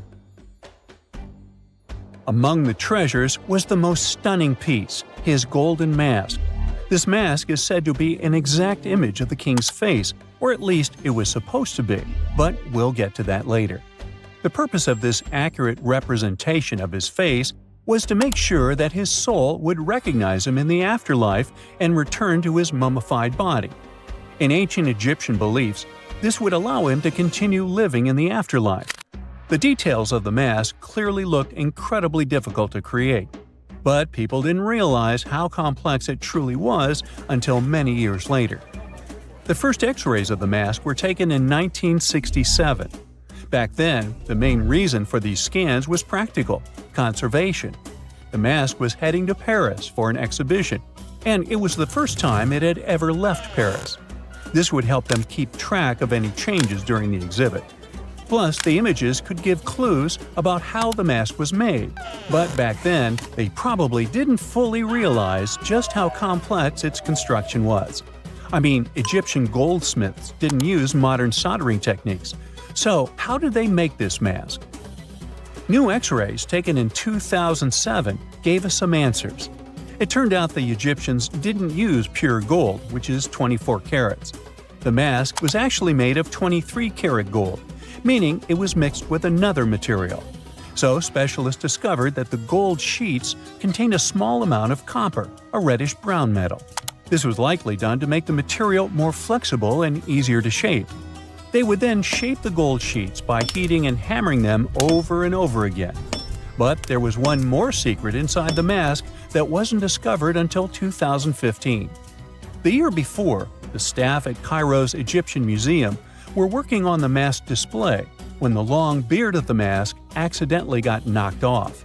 Another theory is that the beard had become loose over time and just fell off. Either way, the fact that King Tut's beard came off caused a lot of stress. After all, we're talking about one of Cairo's biggest tourist attractions, so the experts had to fix the problem quickly. The restoration process started with a detailed recording of the mask's condition. To do this, they had to take a full three-dimensional scan of the artifact, and, by accident, they found something very interesting in the mask. Inside the royal beard, there is a gold tube, an intriguing structure that the Egyptians likely used to attach the beard to the rest of the mask. And that proved, once again, that the process of making this mask was even more complex than experts thought. But the mysteries don't stop there. Remember how we mentioned that the mask was thought to perfectly represent King Tutankhamun's face? Well, that might not be entirely true. Some popular theories suggest the mask was never meant for him and was actually made for someone else. A study published in 2015 suggested the mask was originally made for a female pharaoh, his supposed stepmother, the famous and beautiful Egyptian queen Nefertiti. The biggest clue comes from an inscription on the mask. At first glance, it seemed to belong to Tutankhamun, but after a close examination, researchers noted that something else was actually written underneath King Tut's name. The royal name stamp seems to have been altered, and originally it had something written on it that translates to Queen Nefertiti. There is another feature of King Tut's golden mask that was overlooked for years, which adds even more mystery. As we mentioned earlier, experts believe he wasn't respected much by the pharaohs who came after him. And one of the clues that made archaeologists think this is the pierced ears on the mask.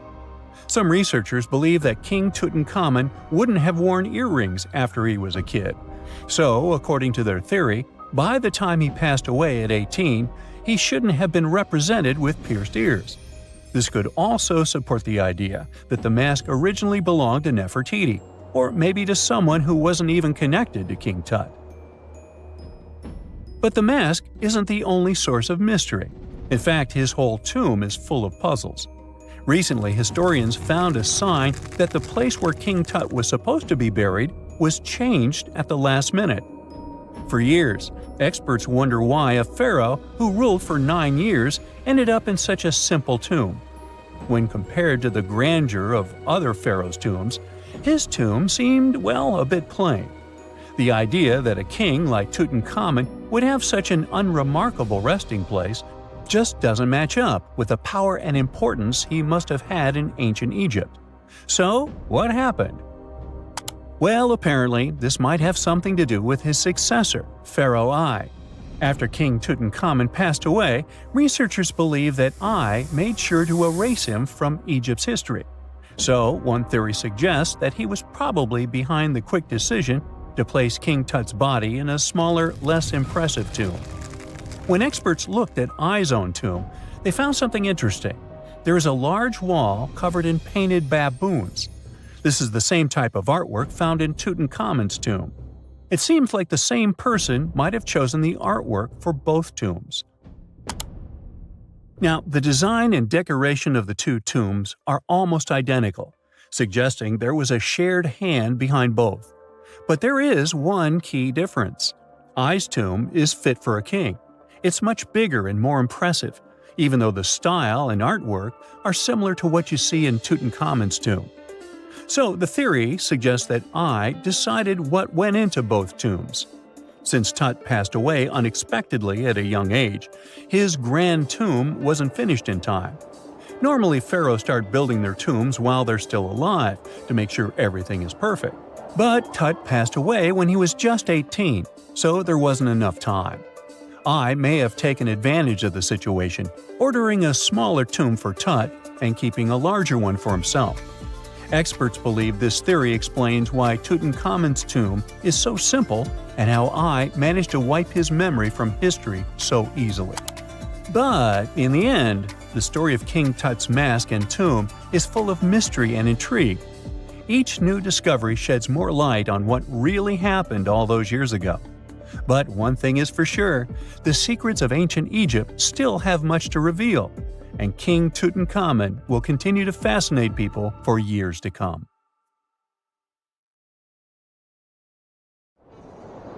In November 1922, a boy walked through the desert mountains of Egypt and discovered some ancient steps carved into the rock. Subsequently, this find became one of the world's largest and most significant archaeological discoveries. This step was part of Tutankhamun's untouched tomb. Archaeologists found about 5,000 ancient objects, including jewelry, fabrics, painted vases, and funeral masks. You've probably seen one of them. It has become one of the most recognizable attributes of ancient Egypt. More than 100 years have passed since then, and now humanity has finally become close to another large-scale discovery, the tomb of Cleopatra.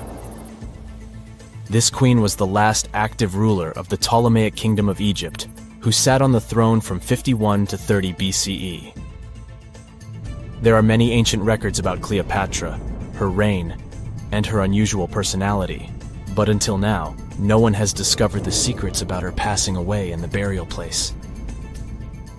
So, one archaeologist, Dr. Kathleen Martinez, has been studying ancient records and temples around Alexandria for decades and concluded that the tomb of the queen should be located under the ancient city of Taposiris Magna, founded in 280 BCE. It was a big city on the northern coast of Egypt where tens of thousands of people were engaged in trade and industry, and it seems that Dr. Martinez's guesses turned out to be correct. She and a group of archaeologists have discovered a secret underground tunnel near Alexandria with a length of about 0.8 miles. It was cut into the rock under Taposiris Magna's temple. During further excavations, they found many things that indicate Cleopatra's tomb lies in the tunnel's depths. It's also possible that she is buried there together with the Roman commander, Mark Antony. According to ancient records, Cleopatra and Mark Antony loved each other and together opposed the Roman Senate, which declared Antony a traitor. The fact that natural disasters have occurred on the territory of Taposiris Magna for thousands of years can complicate the excavations. Earthquakes and floods destroyed the city and possibly flooded its underground tunnels. But archaeologists hope the ancient tomb remains untouched, and that it hides many treasures and records about the royal life of ancient Egypt during the reign of the last dynasty. There's a chance that excavations will go underwater and in the mud. This will require much time and funding, but archaeologists are sure it's worth it. Anyway, it's too early to say that Cleopatra is really buried there, but scientists have found many things in the tunnel that confirm this, including clay pots, dozens of coins with the image of Cleopatra and Alexander the Great, as well as a bust with the image of the Egyptian queen. Cleopatra is still one of the most popular personalities in Egypt, on an equal footing with Ramesses III and Tutankhamun. She inspired many films, paintings, and books, but what made her so popular? She became famous for her inconsistency. She was a beautiful, intelligent ruler who pulled Egypt out of the crisis and made it a prosperous power. Medieval Arabic texts say she knew chemistry, mathematics, and philosophy, and may have written several scientific books. She knew several languages and had excellent diplomatic skills. At the same time, there are many legends that she was a femme fatale who drove many men crazy. However, there's no evidence that her beauty was incomparable. The image of a stunning model was created by Hollywood when it made several films where famous actresses performed the role of Cleopatra. And the Roman Emperor Octavian, the adopted son of Julius Caesar, specially created the image of Cleopatra as an insidious seductress because he was her enemy. Even though she was born in Egypt, Cleopatra wasn't an Egyptian. Her ancestors were Greeks, among whom was one of the generals of Alexander the Great. However, the people of Egypt loved her. She learned the language and was very sensitive to the traditions of this country. She knew the history, mentality, and customs of ancient Egypt well. She raised the level of its economy and strengthened its status as a world power. Much of this was made possible thanks to her cunning and impressiveness. She loved theatrical performances and lavish celebrations. She knew how to surprise people and put on a show. But behind the exterior image of a luxury lover was an intelligent and calculating ruler. Ancient Egypt was a rich, luxurious country, and Cleopatra did everything to increase its wealth and strengthen its position in the international arena. For example, she was once in conflict with her brother Ptolemy XIII Odd. The queen knew that she wouldn't be able to resist him, so she decided to attract Julius Caesar to their side. The Roman emperor arrived in Alexandria, where Cleopatra wanted to meet him, but Ptolemy knew about her plans and was about to prevent her from coming to Caesar. Then, instead of a rich and noisy arrival, Cleopatra decided to make her visit inconspicuous. She wrapped herself in a carpet or linen bag the emperor's servants carried into Caesar's private chambers. Cleopatra emerged from the carpet and impressed the Roman emperor with her beauty and determination. As a result, they fell in love with each other and became close allies. After some time, she impressed another influential Roman for diplomatic purposes. She arrived to meet Mark Antony on a golden barge with purple sails and silver oars. Cleopatra was dressed in the image of Aphrodite, and sat under a magnificent canopy. Her servants dressed like cupids and were blowing her fan and burning incense. But Cleopatra created such a show for a reason. She knew that Antony revered Greek mythology and considered himself the embodiment of Dionysus. As a result, he was so impressed with this woman that he ended up marrying her. Cleopatra defended her crown, strengthened her alliance with Rome, and bore Antony 3 children. In Egypt, they threw big parties and enjoyed wealth with power. However, the relationship of a high-ranking official with the Egyptian queen caused a scandal in Rome. Octavian was Antony's primary opponent in the struggle for power, so he exploited the situation to darken the competitor's reputation. He used propaganda to make Cleopatra an insidious seductress in the eyes of Roman citizens. He accused Antony of succumbing to her charms. The Roman Senate supported Octavian and declared Cleopatra an enemy. In 33 BCE, this conflict reached a high point when Antony's navy clashed with Octavian's fleet. The latter won and forced his enemy to flee to Egypt with Cleopatra. According to some records, they took refuge near Alexandria. Pursued by the Romans, they hid in one of Cleopatra's palaces and met their end. Some legends say that Cleopatra was an expert in poisons. She provoked a venomous snake, a viper or an Egyptian cobra, to bite her. Also, according to another legend, she pricked herself with a poisonous needle. There's a theory that Cleopatra always carried an ampule with poison inside her hairbrush. And when she was cornered, she soaked the needle with this poison and pricked herself. None of this can be said for sure. Scientists are still trying to find out the truth.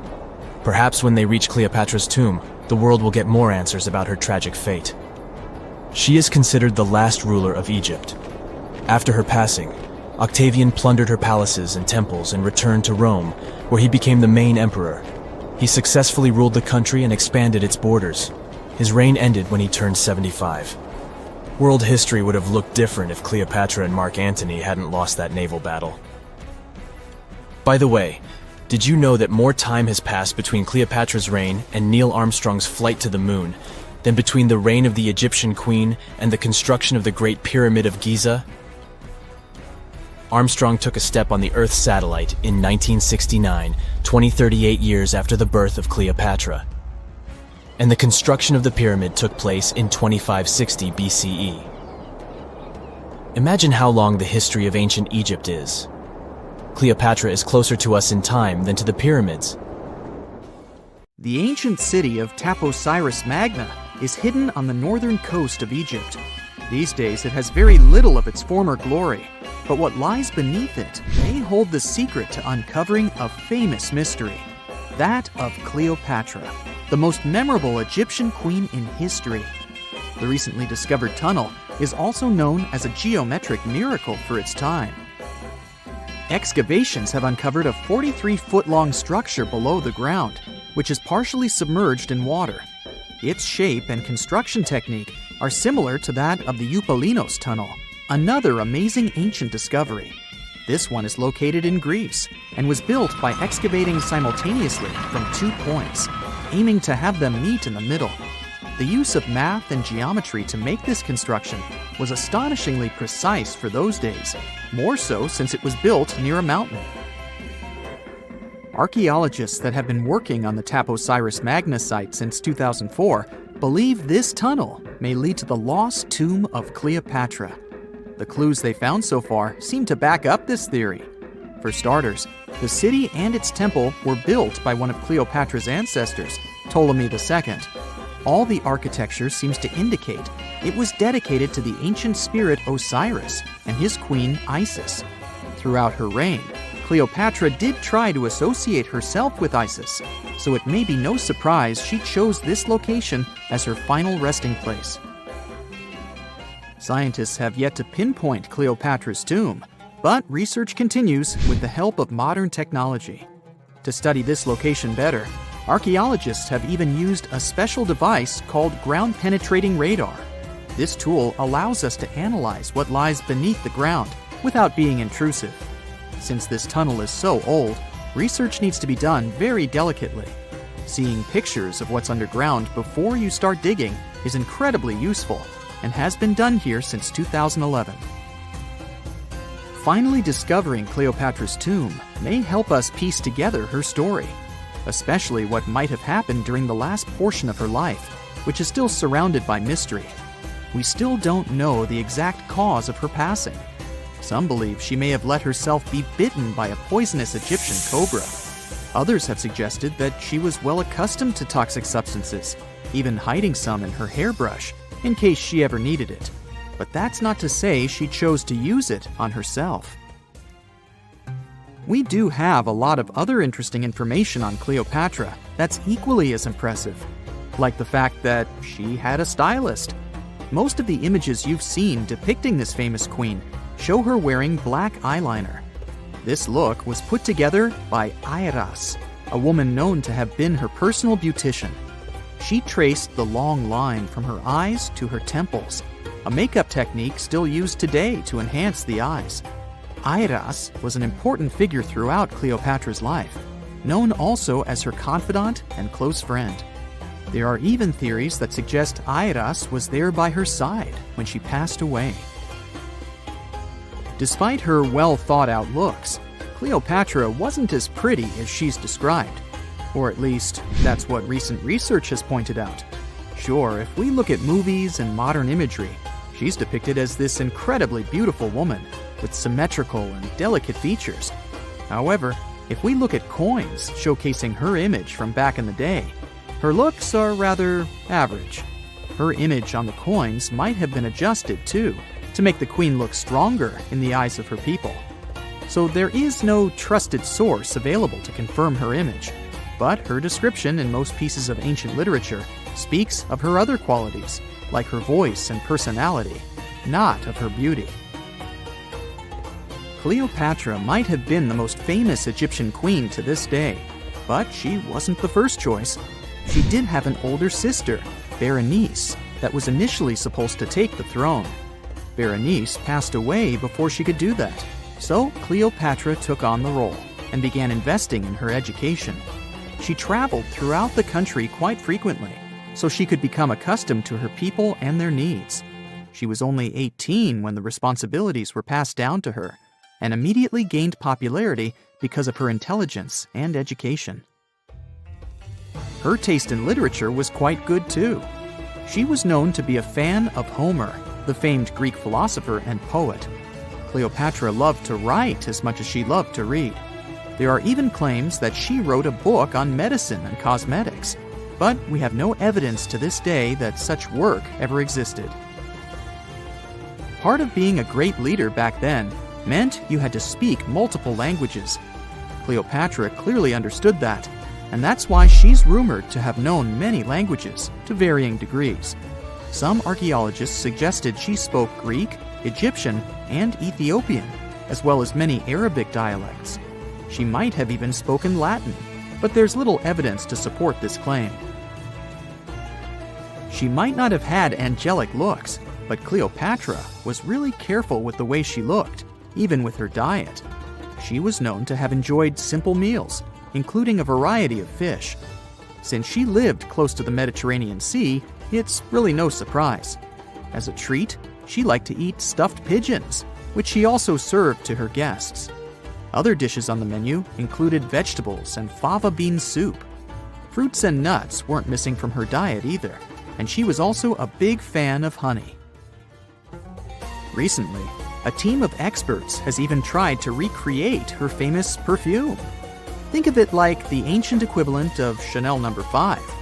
Cleopatra was known to be a fan of luxurious scents, which she believed could even influence how people treated her when they met. The basis of this scent is myrrh, a resin gathered from a local tree. Other ingredients added to the mixture were also found back in the day, like cardamom, olive oil, and cinnamon. The results may not be quite as delicate as the perfumes we know and use today. Its consistency was way thicker, and the scent lasted way longer.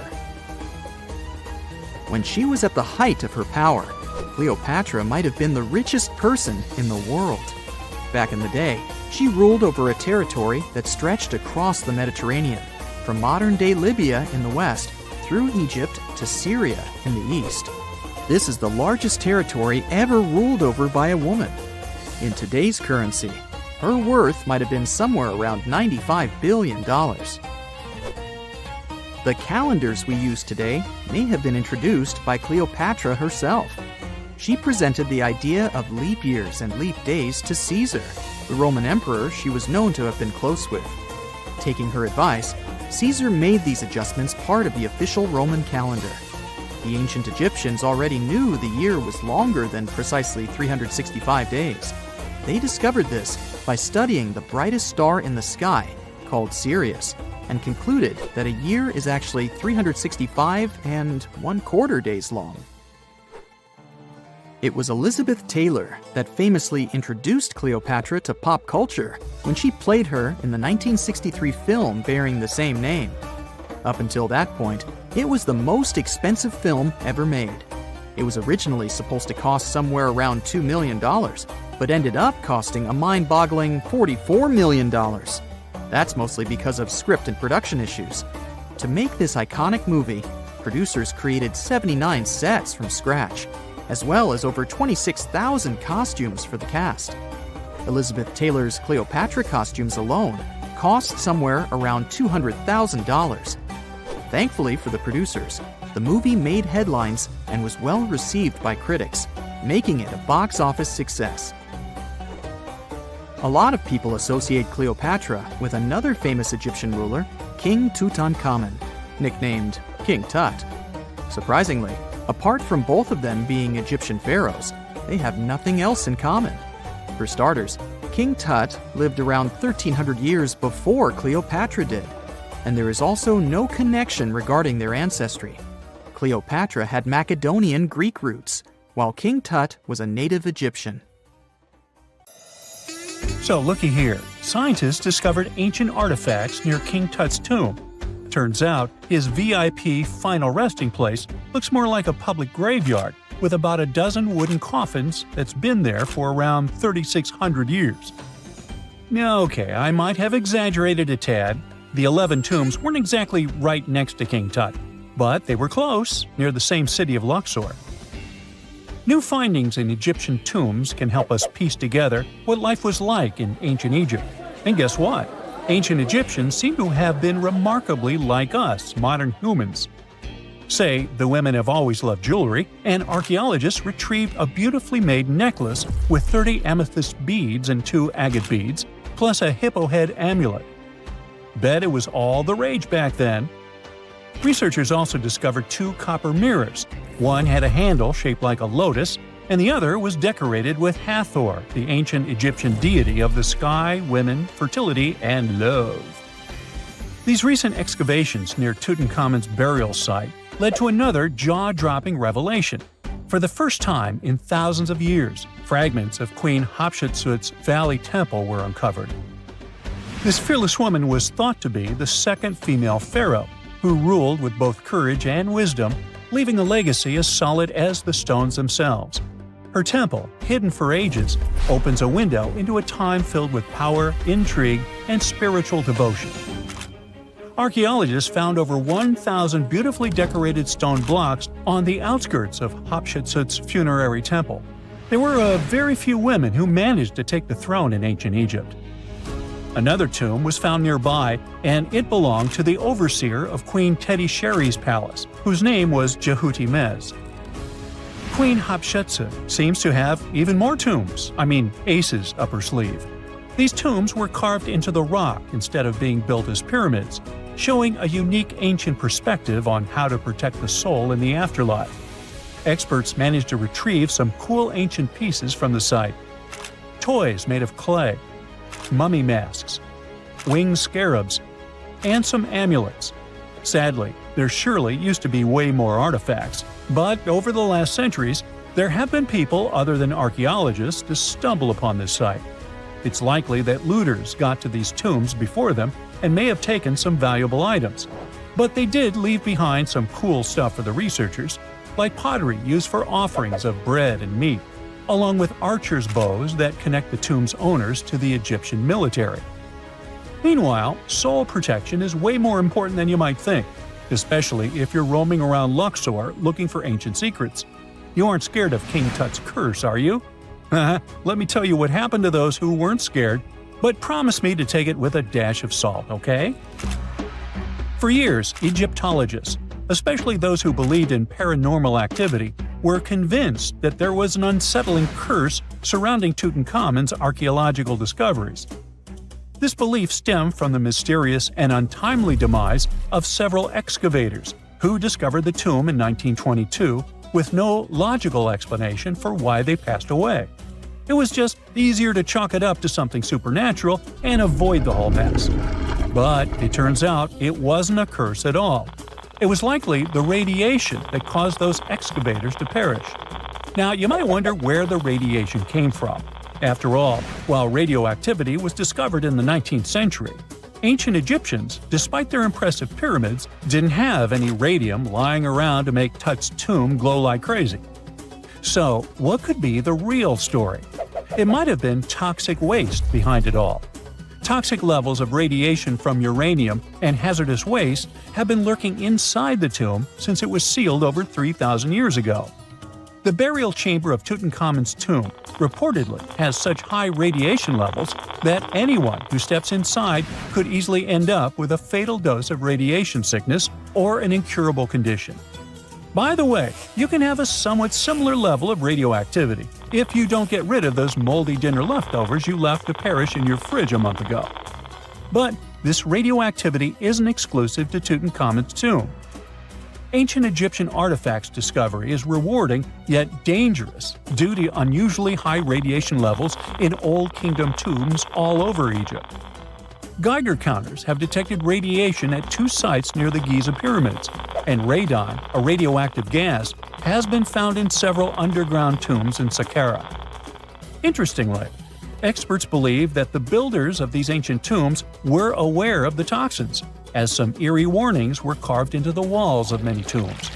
One inscription ominously declared, "They that break this tomb shall meet their end by a malady that no doctor can diagnose." Other ominous phrases like "forbidden," "due to evil spirits," only added to the fear that supernatural curses haunted these ancient sites. Ominous signs have stunned archaeologists since forever, but the fear grew even stronger a century ago with the mysterious passing of Lord Carnarvon, who funded King Tut's excavation in 1922 and reportedly explored the treasure-filled rooms, along with several others who entered the tomb. Arthur Weigall, another British Egyptologist who was present at the tomb's opening and is credited with starting the curse myth, passed away young when he was just in his 50s in 1934. Chances are the condition that made him pass was connected to radiation. In total, 6 out of the 26 people who were there when the tomb was opened met their end within a decade from various causes. Not only X-ray exposure, those reasons include asphyxia, stroke, heart failure, pneumonia, and even poisoning. Well, isn't this getting a little grim? There was one guy who opened the tomb and somehow managed to avoid the infamous curse, Howard Carter, or so it seemed. Some folks pointed to his survival as proof that the curse wasn't real. After digging up the tomb, Carter published several books on the topic and shifted gears from archaeology to dealing in antiquities for various museums. Despite dodging demise or injury, rumors swirled about how the curse may have impacted him in other ways. One of the big stories linked him to Lord Carnarvon's daughter, Evelyn. Some said he was madly in love with her, but she married someone else, so he chose to stay single. Others claimed they had an affair while she was in Egypt, which ended when her father passed away and she left the country for good. However, there wasn't much evidence to support these stories.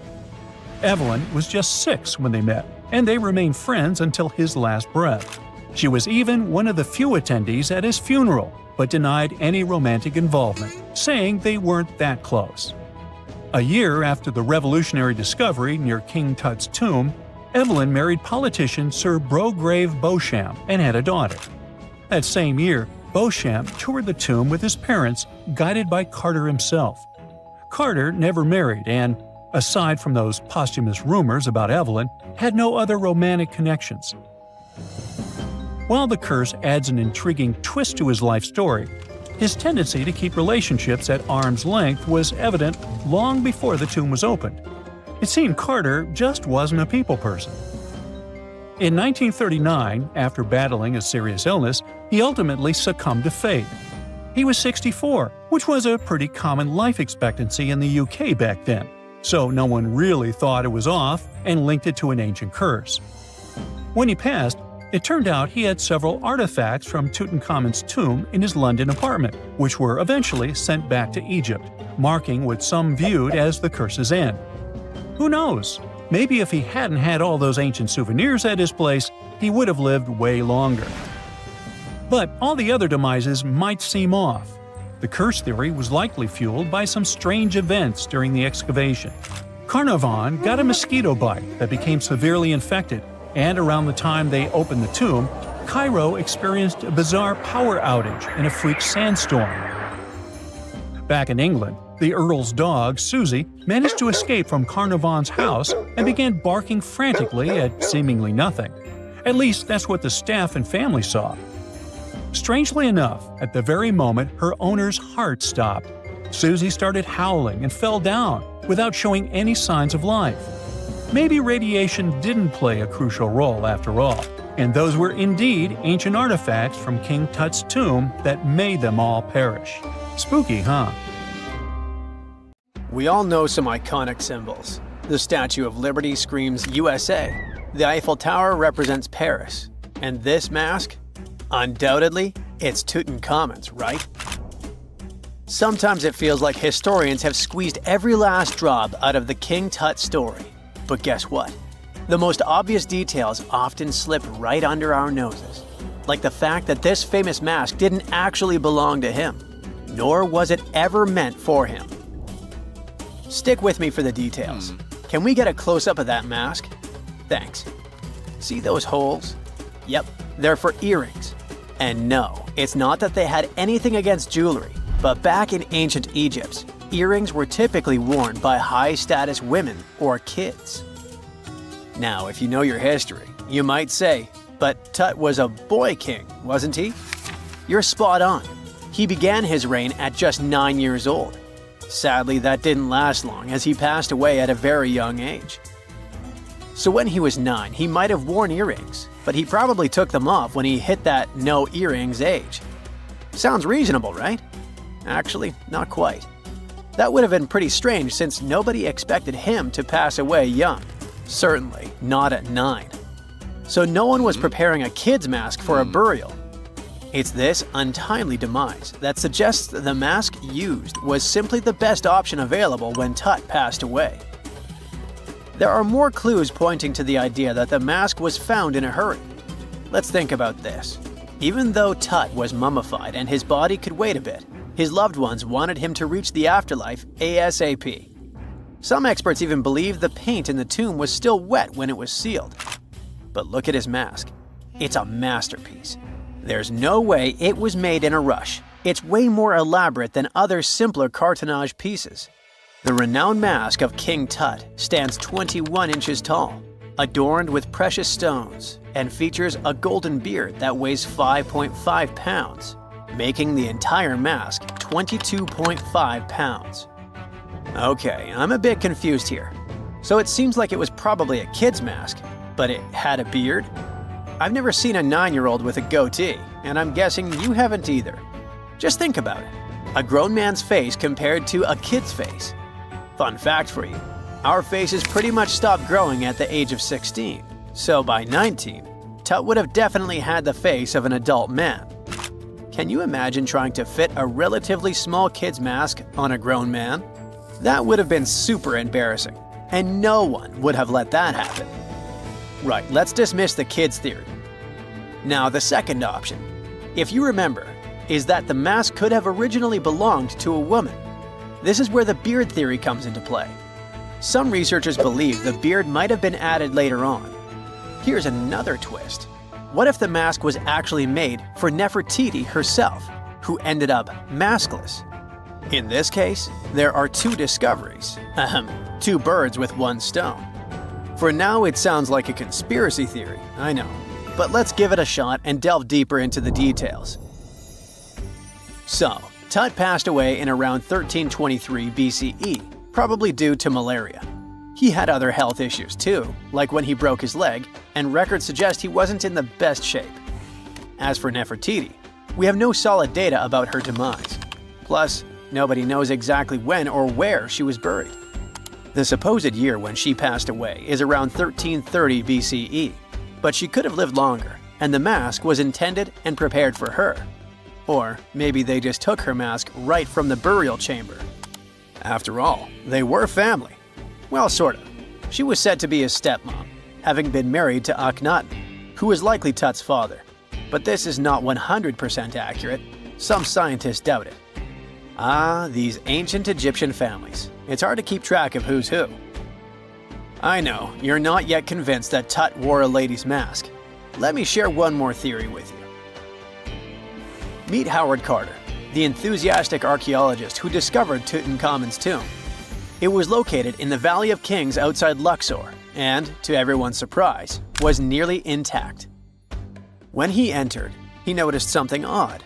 This didn't feel like a pharaoh's burial chamber. It was classy and all, but it had a vibe that suggested it was made for a woman. Typically, Egyptian pharaohs had larger tombs that suited them better, and even more strangely, it was oriented to the right of the entrance. This didn't add up.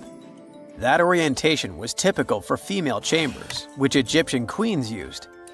Another red flag was that the chamber appeared to have been built in stages, and all the artifacts, around 2,000 of them, seemed hastily placed there. Even more curious, they looked like they were meant for other royals. Carter discovered this burial site in 1922, but it remained a mystery as to why it was so bizarre. Almost a century later, Nicholas Reeves thought he may have solved the puzzle. He claimed that King Tut might not have been the original resident of the tomb.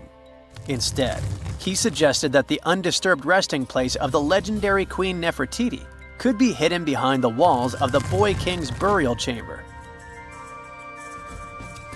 Nicholas studied high-resolution photos for months, meticulously examining every pixel.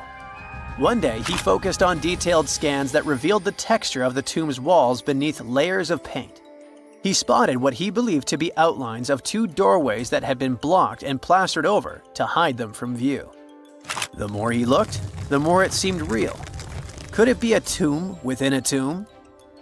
Nicholas theorized there was a hidden storeroom behind the western wall of King Tut's tomb, and his chamber might just be the outermost section of a larger corridor-style network of rooms.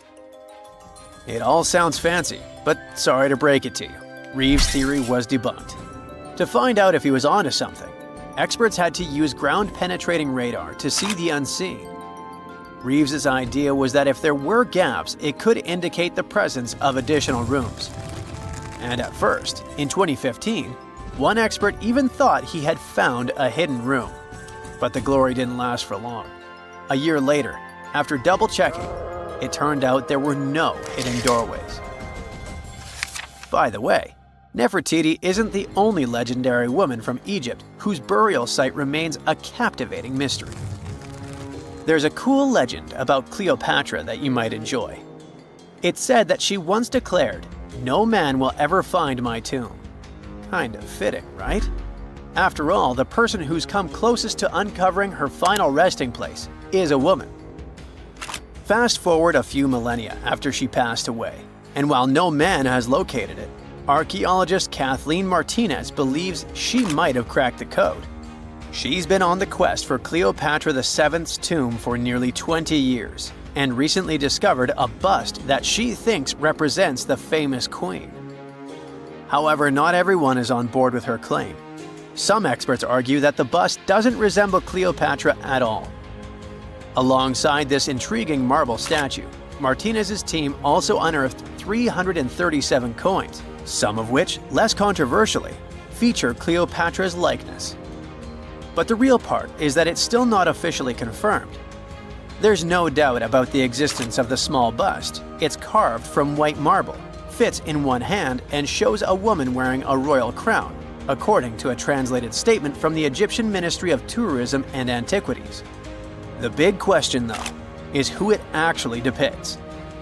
While Martinez insists this statue is a representation of Queen Cleopatra VII, many other archaeologists argue that the facial features don't match, suggesting it likely belongs to a princess instead. Sorry, I can't resist the temptation of breaking the magic for a moment. Some folks believe that the whole idea of "no man will find my tomb" is misunderstood. Even if she did say it, what she probably meant was "no living soul," and it wasn't about gender at all. It can as well be just a beautiful legend. Toodaloo! Imagine working 7 days a week on a large-scale construction site. You, along with thousands of others, carry millions of stone blocks and put them on top of each other according to a complex system. You work without modern construction equipment. You have no air conditioning or constant access to water. It's so hot outside that you can fry eggs on the road. You've been building the pyramid for decades, and now, when it's finally done, you enjoy the result of the colossal work of thousands of people. You're looking at a giant cultural monument of global value that will freeze in time and amaze people for tens of thousands of years. A few thousand years have passed. People in the 21st century see the pyramids and are like, "Wow, I can't believe humans have built this." Yeah, the people who built the pyramids wouldn't have appreciated such a theory. But actually, there are reasons to believe that people built it using some fantastic technology. From the outside, it seems the Great Pyramids are just big triangles of stone. People just put some heavy blocks on top of each other, and that's it. In fact, the design seems too perfect to be true. The pyramid consists of more than 2 million blocks. They lay so close to each other and are so even that you couldn't squeeze even a thin sheet of paper between them. Scientists still can't figure out the exact technology for building the Egyptian pyramids. One of the biggest and most famous is the Great Pyramid of Giza. This huge construction, well known all over the world, has one big secret. There should be a capstone on top of the pyramid.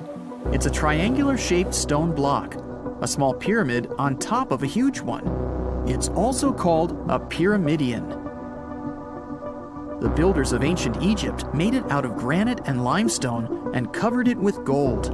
No records or old drawings prove that there was a pyramidion at the top of the Great Pyramid of Giza.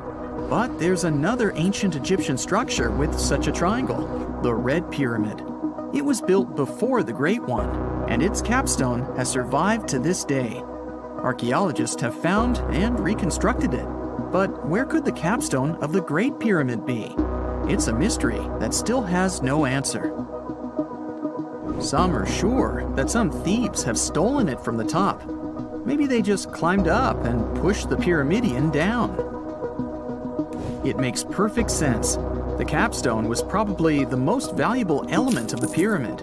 Many scientists and archaeologists still don't know its exact purpose. Some believe that this peak covered with gold glorified the pharaohs. The capstone reflected moonlight at night and illuminated the entire space around it.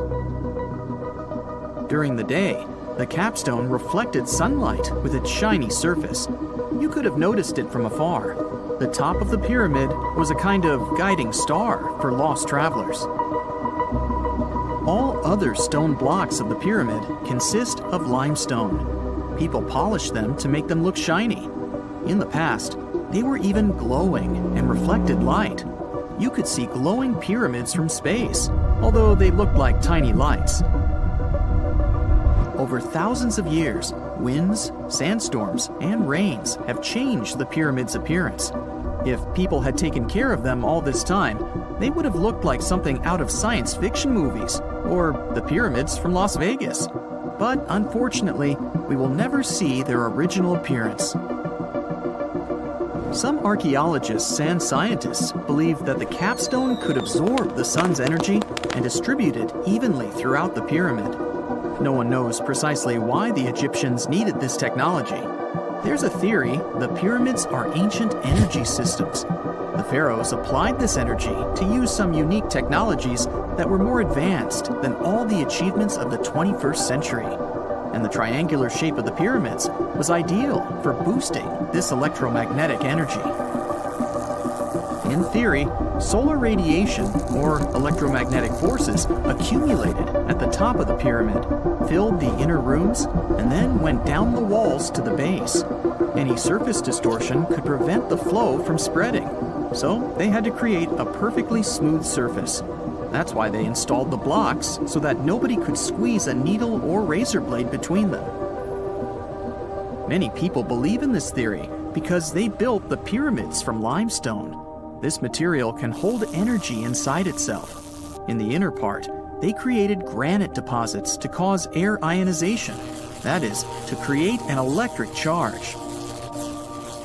They also dug channels under the pyramid for water to transmit electricity. And at the top, they put a gold capstone, the best conductor of electricity. So, this is how you get a great power generator. Different cultures used similar technologies to create electricity all over the world. But these are all theories. If it had been working, humanity would have used these technologies today. There are mentions of the metal industry, chemistry, engineering, physics, mathematics, and astronomy in some ancient records. Most scientists don't believe in all these things. We know the detailed stages of the technology's development in different cultures. In the 21st century, scientists, historians, and anthropologists can track the evolution of all modern devices. If people had created some technological inventions in ancient times, the history of the world would have looked different. Perhaps all the achievements of antiquity could have been wiped off the face of the earth by global cataclysms, and it can happen to us. Just imagine how people would dig up a laptop in 5,000 years. Perhaps they wouldn't understand what kind of device it is.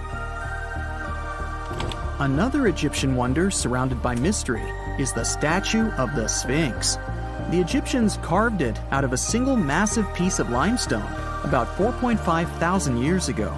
But scientists still don't know the exact date of its construction or who built it. People painted the Sphinx in different colors, so it looked much brighter and more vivid in the distant past. It was shining just like the Great Pyramids. Anyway, time hasn't only changed its appearance, but its name too. Initially, the Egyptians called it Horemeket. The Greeks renamed it the Sphinx about a few hundred years after it had been built. The Sphinx emphasized the greatness of the rulers of Egypt. It also performed a symbolic function of a watchdog guarding the tomb of the pharaoh and the paths leading to it. This version sounds realistic, since archaeologists have discovered many secret entrances at the foot of the Sphinx. Perhaps these rooms and intricate tunnels lead to underground halls with treasures. And treasures don't always mean gold and jewelry. According to legends and theories, the Sphinx guards the Hall of Records, the storage of all humankind's knowledge. The information about the ancient mythical state of Atlantis could be there. You can find many detailed maps of the internal dungeons of the Sphinx on the internet. They show structures 12 stories deep under the statue. It looks like a small city filled with gold, scrolls of knowledge, and various ancient artifacts. But don't believe all these maps. These are just theories. Several thousand years have passed, but people have very little information about it. Archaeologists know that there are still many strange and exciting things about the Sphinx that are still undiscovered. Some locals are afraid to research because they believe they can awaken something terrible from the underground depths. Therefore, it's mostly scientists from other countries who conduct the excavations. In 1998, scientists discovered strange tunnels leading to empty rooms under the Sphinx. They realized that some people tried to get there through tunnels in the past, and maybe those people took all the treasures that were there. One of the legends says that some powerful artifact lays beneath the Sphinx. Its technology can change the whole world, but the locals are hiding it because it can damage the planet. Some believe that you can find evidence of unknown technologies painted on the granite walls in the pharaoh's tombs. But most likely, these paintings and signs tell us the myths and legends of ancient Egypt. But what if Egyptian symbols and drawings are detailed instructions for using ancient technologies? What if the locals that lived at that time thought, people in the future won't be able to get energy themselves. Let's leave some detailed instructions for them. Anyway, there are many riddles and theories. In reality, the search for answers is a dangerous undertaking, since it's not easy to get into the underground halls. Excavations can ruin the structure of the entire Sphinx. Any person inside the tunnels may get lost and never be able to find their way back. Besides, it costs a lot of money. Now, what would be awesome is if people could invent some device that could scan underground areas and show their detailed models. And now we're off to almost 5,000 years ago. Let me take you to ancient Egypt, where back in 2550 BC, guess what? The construction of the Great Pyramids of Giza started. People learned to build cathedrals and skyscrapers, but it wasn't until recently that these massive buildings appeared. It's still a mystery to even modern scientists how these pyramids were built 5,000 years ago. No wonder they are one of the 7 wonders of the ancient world. They're also the oldest of them and the only wonder of the ancient world that still exists in the 21st century. It must have taken a lot of cooperation to build a thing that massive, even for today's metrics. But the Giza pyramids weren't the first pyramids ever. The first one, called the Step Pyramid, was built around 80 years before the first pyramid of Giza in 2630 BC for King Djoser. It wasn't meant to be extraordinary, but ended up being quite impressive. It was a pyramid of 6 stepped layers of stone. It was 204 feet high, which is as tall as a 19-story building. And it was the tallest building that existed at that time. It wasn't just a pyramid though, it was surrounded by a whole complex of buildings, including even courtyards. In ancient Egypt, people believed in the afterlife, so everyone, especially kings, wanted to make sure they had everything they needed to get ready for it. Here's why the pyramid complex was perfectly supplied with a lot of objects people used every day. The complex included a pyramid and a kind of a palace. Those buildings had many things the king loved and might need one day, like furniture, food, and gold vessels. After Djoser, building pyramids became common practice, but many pyramids weren't finished. It would usually take about 20 years to build one, but many rulers reigned way less than that. Overall, there are more than 100 pyramids. The most famous pyramids are the Great Pyramids of Giza. The first one and the biggest one was built for Pharaoh Khufu, around 2550 BC. Initially, it was 481 feet tall, which is as tall as a 40-story building. The second pyramid was built for Khufu's son, Pharaoh Khafre, around 2520 BC. It's just a bit shorter, usually standing at 471 feet high, a 39-story building. This is the pyramid with the famous statue of the Sphinx. Sphinxes have a lion's body and a human head. They were built to guard important areas. This one has the head of Pharaoh Khafre and is guarding his pyramid, facing the sunrise. The Sphinx is most well known and is one of the world's biggest and oldest statues. Originally, it had red color and did have a nose. It's still possible to see the trace of red pigment by its ears. But no one knows exactly when the nose disappeared. For some time, the Sphinx was sort of hidden underground, being covered with sand up to its shoulders. Luckily, in the early 1800s, an adventurer with a team of 160 people dug it out. The third pyramid of Giza is the smallest one, being more than twice shorter. Originally, it was 218 feet high, about the height of a 20-story building. Built in 2490 BC, it was a pyramid for Khafre's son, Menkaure. The pyramids are designed to align with the points of the compass, and their sides symbolize the rays of the sun. But back at the time, there were no compasses. Ancient Egyptians figured out the directions themselves, and with amazing precision. To align the pyramids, they used 2 constellations. Originally, the pyramids were covered in smooth white limestone and had a gold-silver top to reflect the sun. Later, the white limestone was taken from the pyramids by other kings and used for other buildings. Scientists estimated that ancient Egyptians used about 2.3 million stone blocks to build the first pyramid. Each block weighed more than 1 ton. This is the weight of a rhino. Some blocks were even bigger, being almost as heavy as an elephant. 4.5 millennium ago, there was no modern equipment to help build it. There were no machines, no wheels, and even no steel. The only metal available to them was copper. Even today, scientists aren't sure how the Egyptians managed to build the pyramids. There are no records left that would shed light on it. Some even think that Egyptians wanted to keep it as their secret and didn't even record it on purpose. Many believe that poor people and foreigners built the pyramids, but it's not true.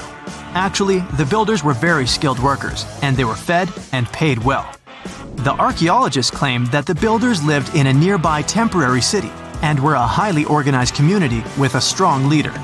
Scientists say that around 20,000 people worked on each pyramid complex, and it took about 20 years to build each. It probably was a national project.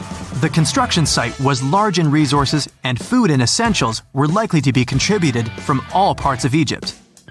Even with all that support, it remains unclear how people managed to cut, transport, and assemble those huge stones. One of the theories suggests the stones were most likely transported on boats down the Nile River. Then, there was a harder part. They had to be moved to the construction site. For that, they probably used wooden sleds. It wasn't very hard to pull them because the sand mixed with the right amount of water was pretty slick. And 10 people could move a sled even with a rock weighing 1 ton pretty easily. Finally, one last problem. The stones had to be lifted and put into place. Archaeologists have discovered the remains of the ramps system that dates back to when the pyramids were built. Most likely, the Egyptians designed a unique system to move and pull huge stone blocks, but no one knows what it looked like exactly. The most common opinion is that there were several ramps around the pyramid to help move the blocks. The ramp was growing with the pyramid getting higher. They suppose people were walking up the stairs, pulling the stone on the wooden sled up in the middle on the sandy ramp. But this is just one of the options. Others say that the ramps were going around the pyramid. Some say the ramps were inside the pyramid. But we'll never know for sure, and it'll forever remain a mystery, just like the ancient Egyptians wanted. Surprisingly, there's not much inside the pyramids. Most of it is just solid stone with very little open space. But let's take a quick look inside the biggest of the pyramids of Giza.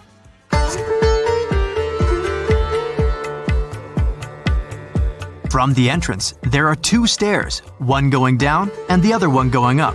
The descending one takes you to a chamber located underground. That's where the pharaohs are, but not in this pyramid because Khufu wanted to stay higher. The underground room is partly unfinished. The room with Khufu's sarcophagus is called the King's Chamber. It's upstairs and then through the tall and long Grand Gallery. Below the King's Chamber, there's a room called the Queen's Chamber.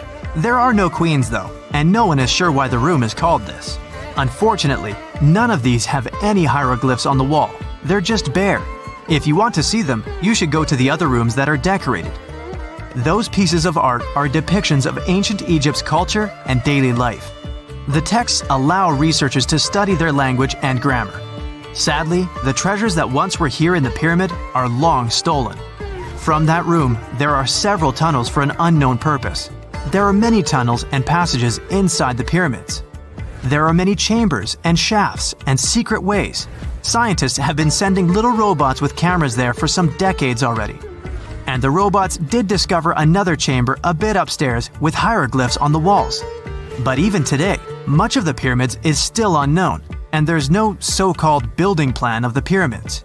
Egyptians did create a mystery no one can crack for 4,500 years already. Scientists recently started to X-ray the pyramid to learn what's